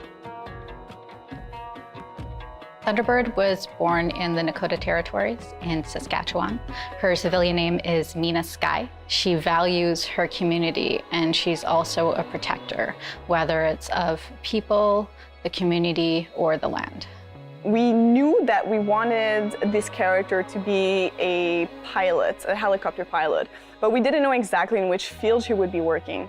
So I asked the consultants if they had any sort of feedback or information that they wanted to take into consideration when picking the work field in which this character would be working. I suggested that Thunderbird be a technical expert within hydrology because we believe as Nakota people that water is life and that within that is the struggle of protecting and preserving the environment. When we started talking about weapons or tools that this character would have, we were kind of tossing around different names. I made a suggestion and say Nakota words as simply as possible, that Kona would be actually a good name because it means friend. Thunderbird's gadget is a little bit unique. She's going to be our second operator who can raise the health of their teammates. However, it can also heal your opponents. So Kona quite literally is a friend to everyone. Long ago, especially the northern Nakota tribes of the Great Plains, we tattooed our faces. And that's something that has been forgotten, even in our own histories. Now it's something that we're starting to talk about, something that we want to bring back. That's what I wanted to see with this character, was to grab someone's interest enough to want to go out there and find and do research of their own of who the Nakota are, what are the Nakota, am I a Nakota, what's my language, what's my culture, what does this symbol mean? Thunderbird would not have existed without the input of Tarina, Jessica, and Shayna. They honestly created this character from the ground up. We never really knew each other.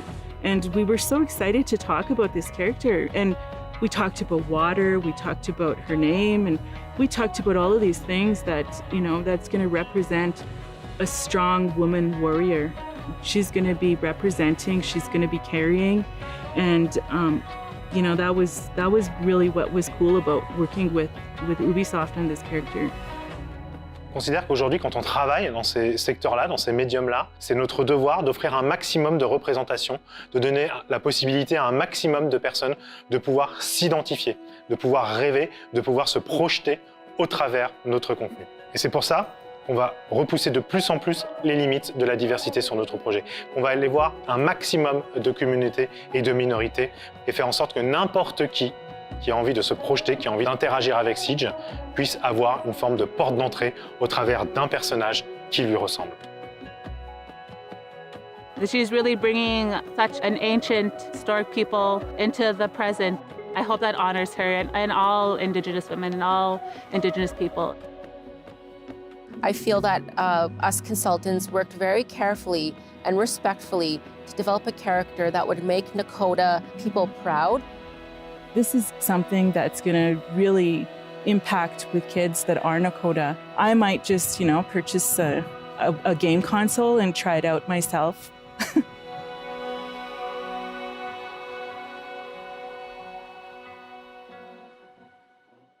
Hey everyone, thanks for joining us. We've got a great show lined up for you today. We've got a bunch of amazing folks from dev team members of the community, and our community team who are going to take you through a bunch of great topics related to the upcoming season of Siege.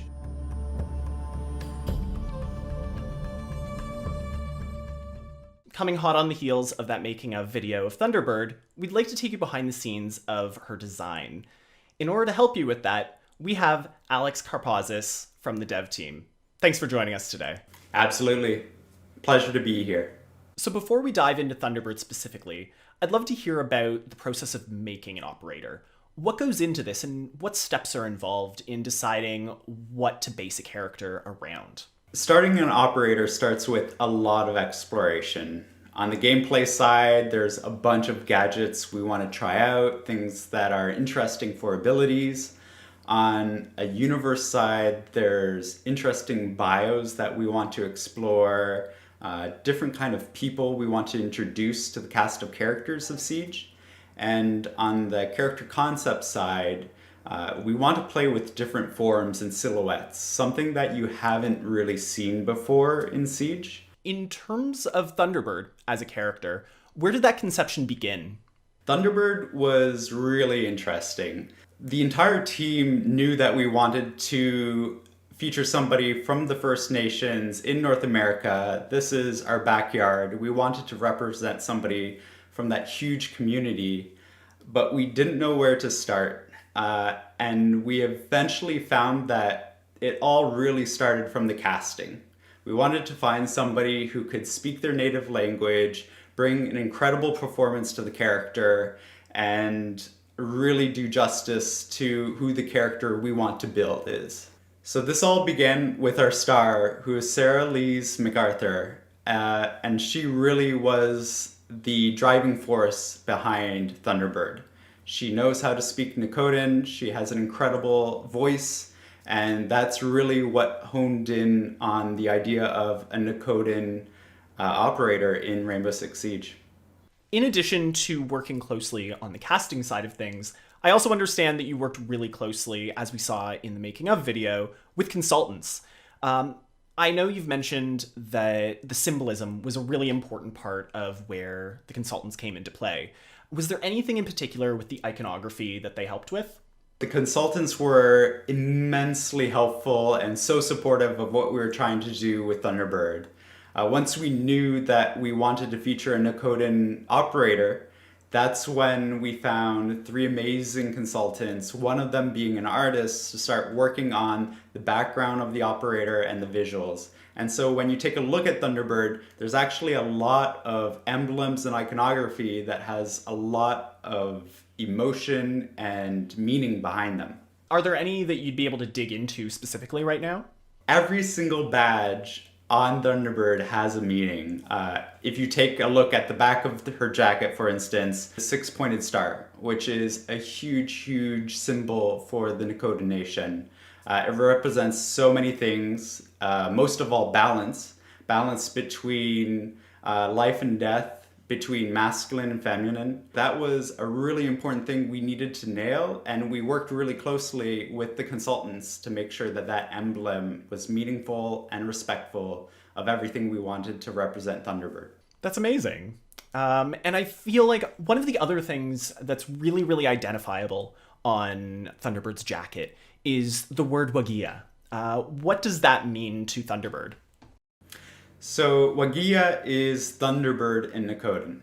And also we wanted to make sure that that language was visible on the character, just like it's something that you can hear Thunderbird speak in the animated short that we released.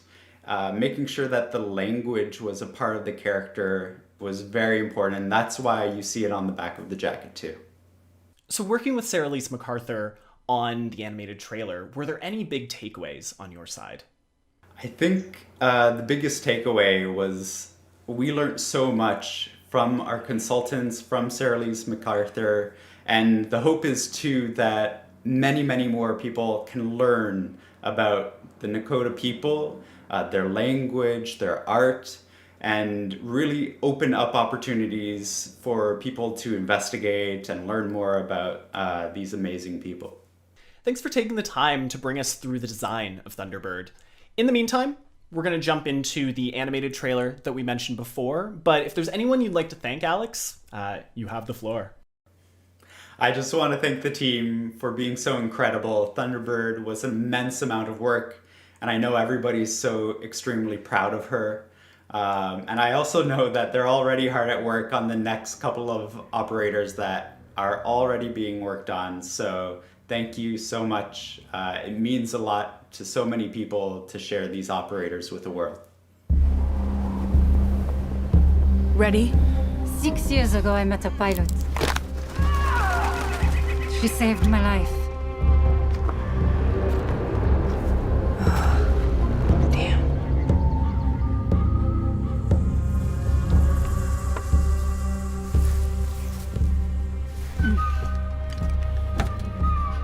That symbol, what does it mean? This jacket was my father's. Dagu Wakan, Wichachpi. The creator's star has many meanings.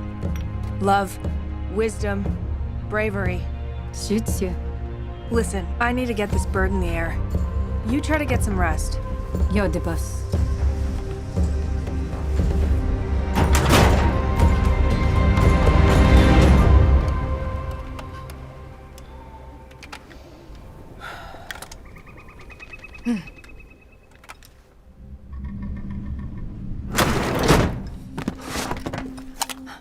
What's happening? Shh.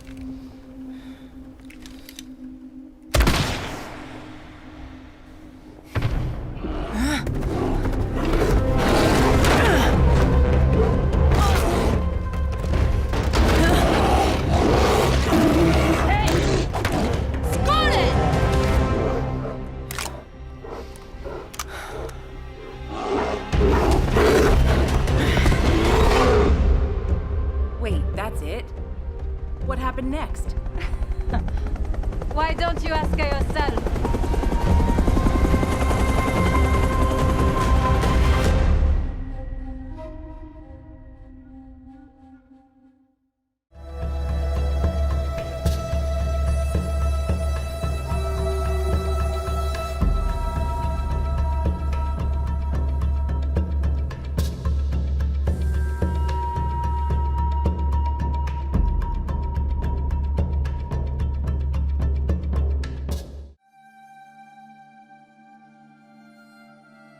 Hey everyone, my name is Josh. I am one of the CRs for Rainbow Six Siege, and you may also know me as UbiYubble on the Ubisoft forums, Steam, and Reddit.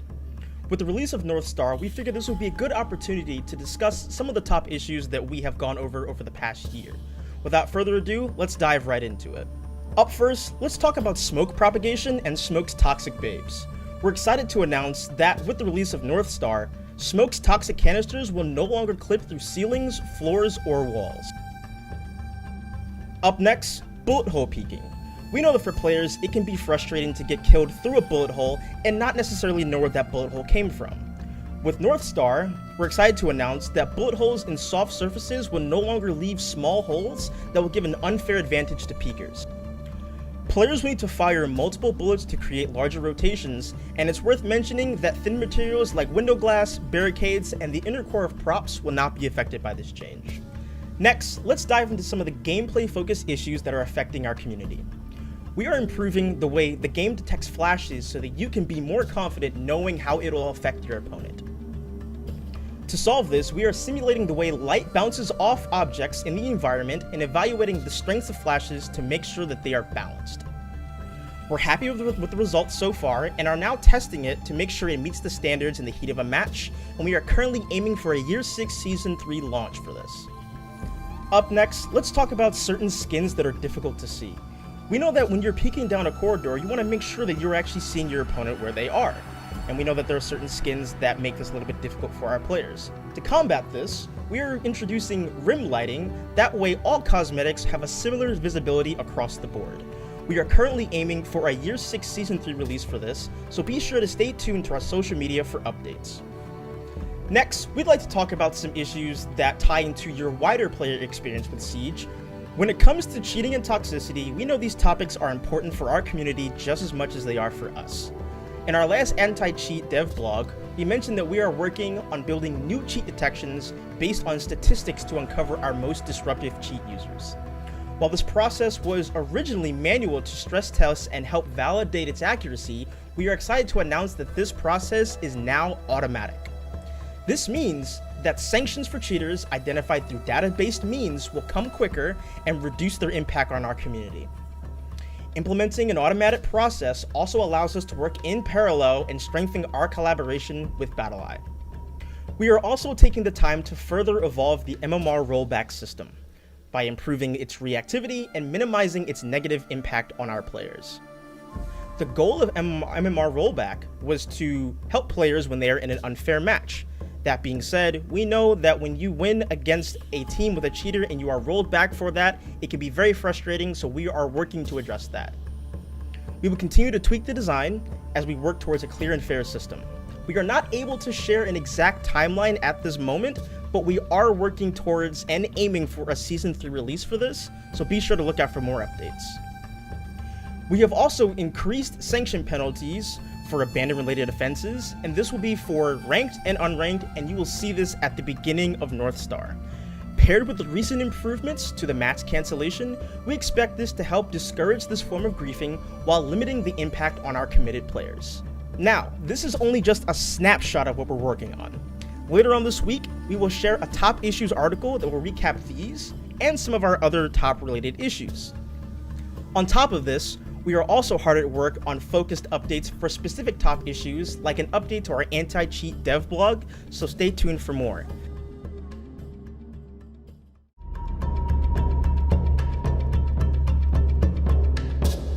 All right, and now we're here to talk about something very near and dear to my heart. That's the 6th Guardian program.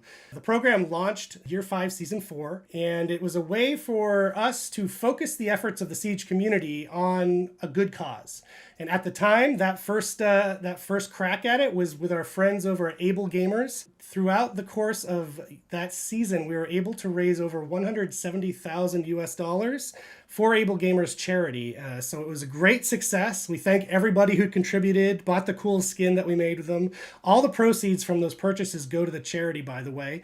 And we're not stopping the program there. In fact, we're here today to reveal our next iteration on the program, starting in Year 6, Season 2, North Star. And we are joined by a representative, and in fact, the CEO of our next charity right here. His name is Steve Machuga from StackUp. Steve, how are you doing? I'm doing good, Eric. Thanks for having me on. My pleasure.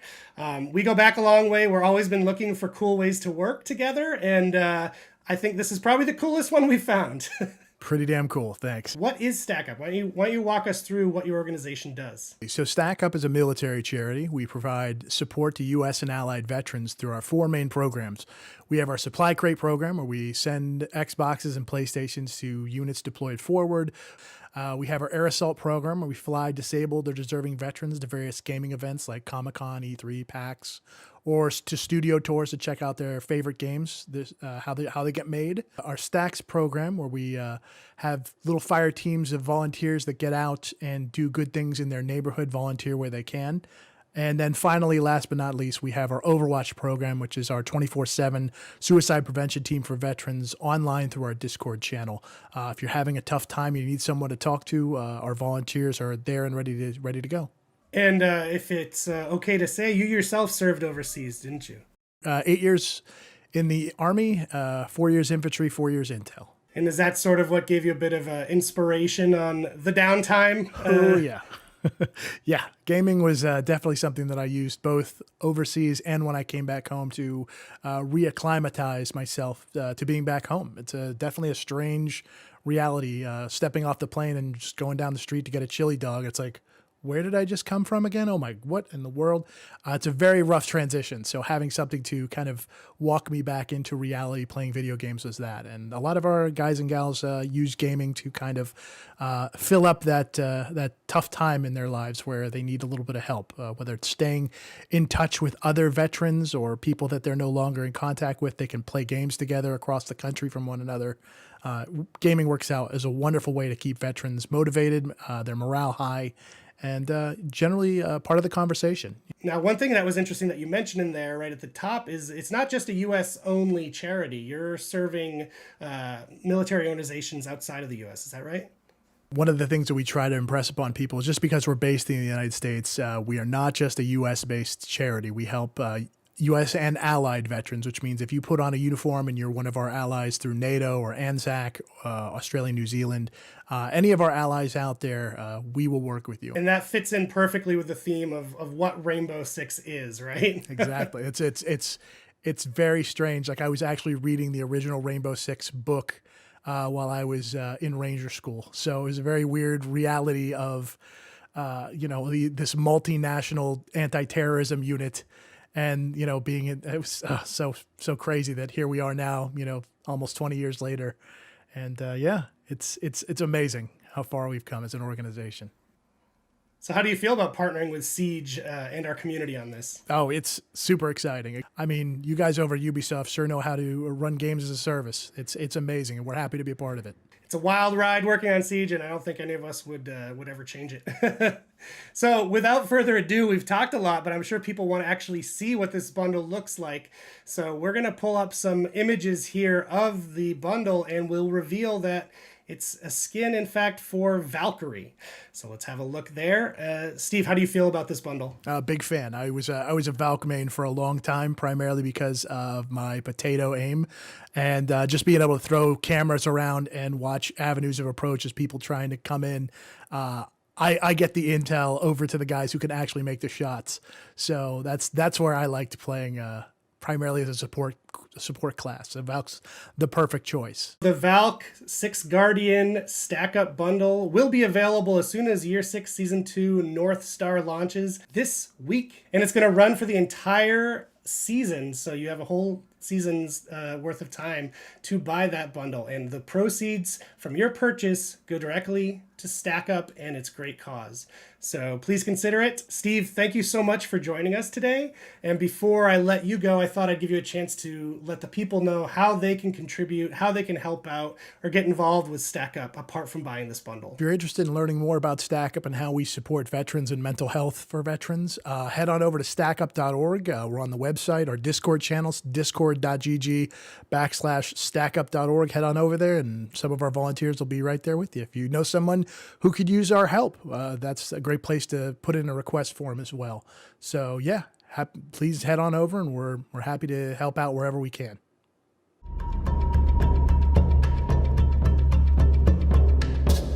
Hey Hey everyone, I'm here with Guillaume to talk about crossplay and cross progression coming to Rainbow Six Siege. Some amazing announcements today in our show, and we'd like to spend a little time talking about these. First, let's talk about Stadia. So how and when will this rollout happen? Stadia, we're very excited about it. It's going to be out and released on June 30th for everybody. So on June 30th, you'll be able to play on Stadia, and you will also be able to play with PC player, and your progression will also follow you whenever you play on Stadia or on PC. That's amazing. I know everyone's very excited about cross progression and crossplay. Speaking of that, question on people's mind is, will PC and console have crossplay between them? No, not for now. We're going to have separate matchmaking pools and crossplay pools. PC will be on a side with cloud-based platforms, and console in the future will be together. Got it. So, and to be clear, when we talk about console crossplay, which generations are we talking about? We're going to talk about every generation, PS4, PS5, Xbox One, Xbox One X. Perfect. Now, it's something that is a highly anticipated community feature. So let's talk a little bit about the console crossplay coming. What steps do we need to take now to make this thing happen? We're going to need to be very careful on how we do it, because as you know, Siege is a live game, so it's like changing the wheels of the car while we are riding on the highway, right? So we're going to have a lot of work to do on the UI to make sure that all the invite flows are working properly, and we'll also have a lot of work to do on the tech side to be sure that all the different and separate environment that we have right now are merged into one so that they can support crossplay and cross progression. This is going to be a community question that pops up with crossplay, cross progression. Does this mean when console crossplay happens that we will be supporting mouse and keyboard on consoles? So this is indeed a very good question. We are working on looking what we're going to do it and how we're going to handle it. That's for sure. It's something that is on our roadmap, but it's a very complicated topic. And again, the idea is to make sure that we do it properly. So yes, input spoofing, and how we manage them in the matchmaking is on our top priority list. Yes, for that feature. Yeah, that makes sense. So if console crossplay is coming in 2022, what can we expect between now and then? First step will be the release of the Stadia version in June 30th. And after that, we're going to be hard at work making sure that everything is ready for the console launch early next year. Amazing. Well, I think that's awesome. I think I speak for everyone when we say we're very excited for this to happen. In the meantime, everyone keep an eye out on channels throughout the year, and we'll keep you updated on the progress as we bring crossplay to Rainbow Six Siege. Thank you.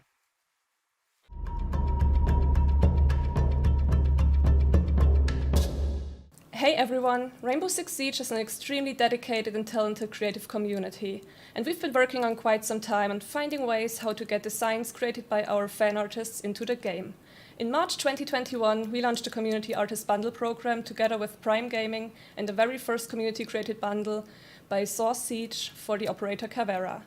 The response of the community has been absolutely fantastic, so big shout out to Source Siege for creating this fabulous set. Today, we're extremely excited to announce the Year 6 Season 2 Fan Artist Bundle, designed by the one and only Sunstark. Sunstark has been a pillar in our community with her amazing fan art for Siege, and she has a very unique story to share, because while we were creating her bundle, she was actually hired by Ubisoft to work on Siege full-time. She's here on the show with us today, so welcome Sunstark, and why don't you tell us a little bit more about yourself and your story? Hi, I'm Sunshine Kim. You know me more as Sunstark. I'm a character concept artist working in the video game industry since 2015. I started drawing Rainbow Six Siege fan art since Velvet Shell Season 9. I'm a big fan of military shooting games, so the general aesthetics of this game, character designs and character lore, and those all things really appealed to me at the time. So for me, it was a good stress relief to draw Siege fan art after a long day at work. And here I am in 2021. I officially work for Rainbow Six Siege now. So you were a fan artist when we reached out to you about creating your bundle. And can you tell us how your journey was from being a fan artist to actually being an employee and working on Siege? Let's say that it was like double lottery wins. It was already a big honor for me to be invited to this amazing program that to be immortalized in the game. And during the production, during the production of this bundle, I actually got approached by the art team of Rainbow Six Siege that if I would be interested in applying for the role on the team. So I did. I applied, and I got hired. It all happened in 2 months, and it was crazy. Yeah. Absolutely incredible. So, what is your position within Siege exactly? I'm a character concept artist working on Rainbow Six Siege team. So that includes battle pass skins or like elite skins or new operators. Now, let's have a very first look at the bundle you've created. So, you chose to create this bundle for Lion. Why did you choose this character in particular? Yes, Lion is indeed my favorite operator.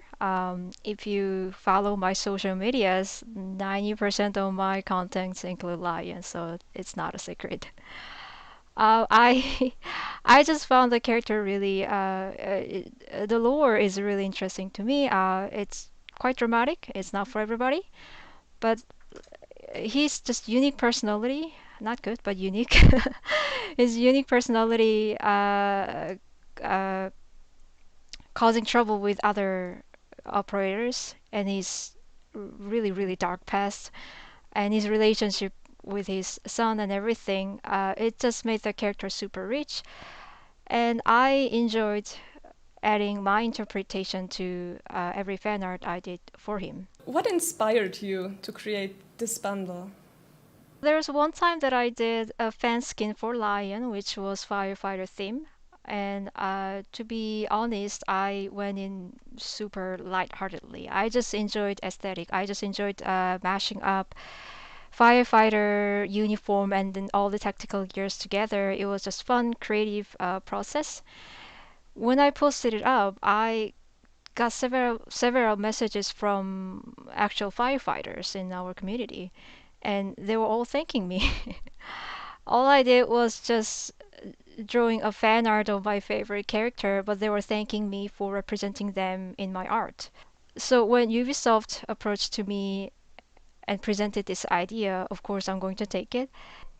I immediately thought I gotta make that fan skin to be real. So yeah, there was no other option. It was going to be firefighter since the beginning, and yeah, this is my tribute to first responders in our community. You had that idea in your mind of creating a firefighter skin for Lion, and now we'll have it soon in the game. Can you tell us a little bit about that process from getting the idea in your head into the game? Yeah, absolutely. I really enjoyed working with the C's team. And remember, this was before I joined the team, so I was just a fan artist. I was just a fan. They treated me like I was on-site artist, so it was a really good. It was a good taste for me to what it's like to work with the C's team. And the 3D artist that I worked with was just amazingly talented artist that I'm really happy with the outcome. I'm glad that I got to taste that process before I joined the team. Thank you so much for being here on the show with us today, telling us more about yourself and your bundle. And we're incredibly excited until the release. We can't wait to see it in game. Thank you for having me here. I can't wait to see bundle either, and I can't wait for you to finally see my son. We're sure you will want to know how you can get your hands on the Lion bundle and when. So the bundle will be available shortly after the release of Year 6 Season 2 next week, and it will be available via Prime Gaming, which means it will be free for all Prime members. So make sure that your Amazon Ubisoft accounts are linked, and keep an eye out on our social channels and our website for any more information about this.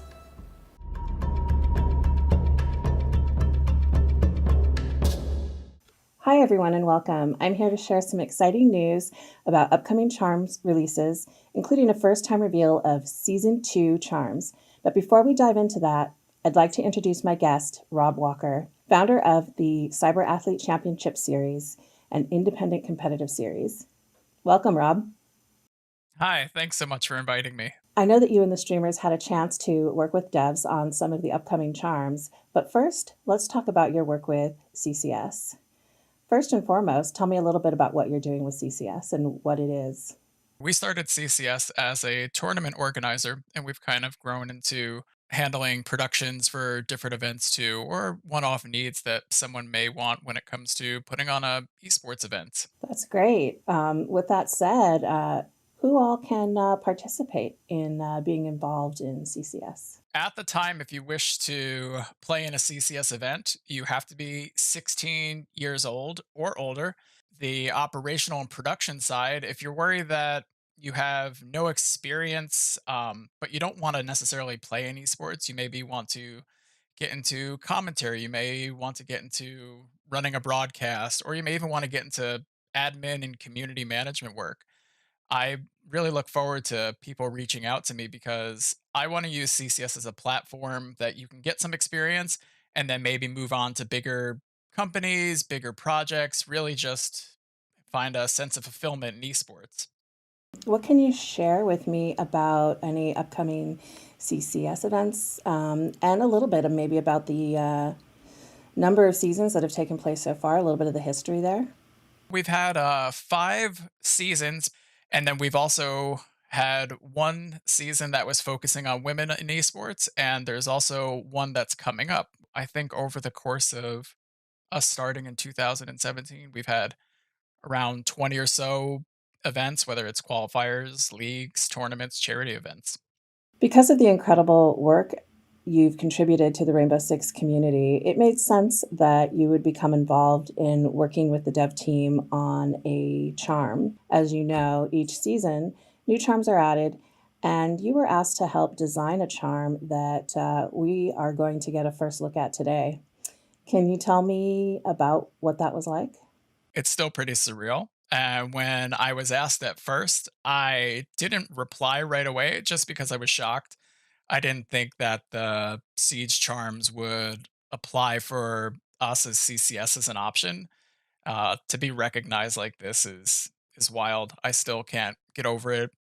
I'm just really happy for people even wanting to play in CCS or to speak to us about events, not necessarily any tangible benefits or any recognition that you guys have been so gracious about. So they brought me through the design process, showing like all the different things that you could add. If you wanted it to have a little bit more depth, if you wanted to have any like distinguishing features of it, they were really cool and guiding me along the entire process. It's awesome. The charm turned out great, so congratulations on that. We also have a first reveal of 2 additional charms. One that Yo Boy Roy has done, which you are seeing right now, and additionally one from Magnet. They both helped design these charms with our dev team, and I'm sure we're all very excited to see them in game soon. Thanks so much for joining me today, Rob, and thanks to all of you for tuning in. We'll see you on Monday for the launch of Year 6 Season 2 North Star.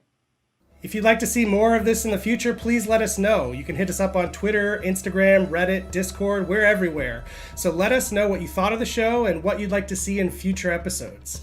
So from everyone here on the Rainbow Six Siege team, thank you so much for watching. Hope you enjoy North Star launching this week, and we'll catch you next time.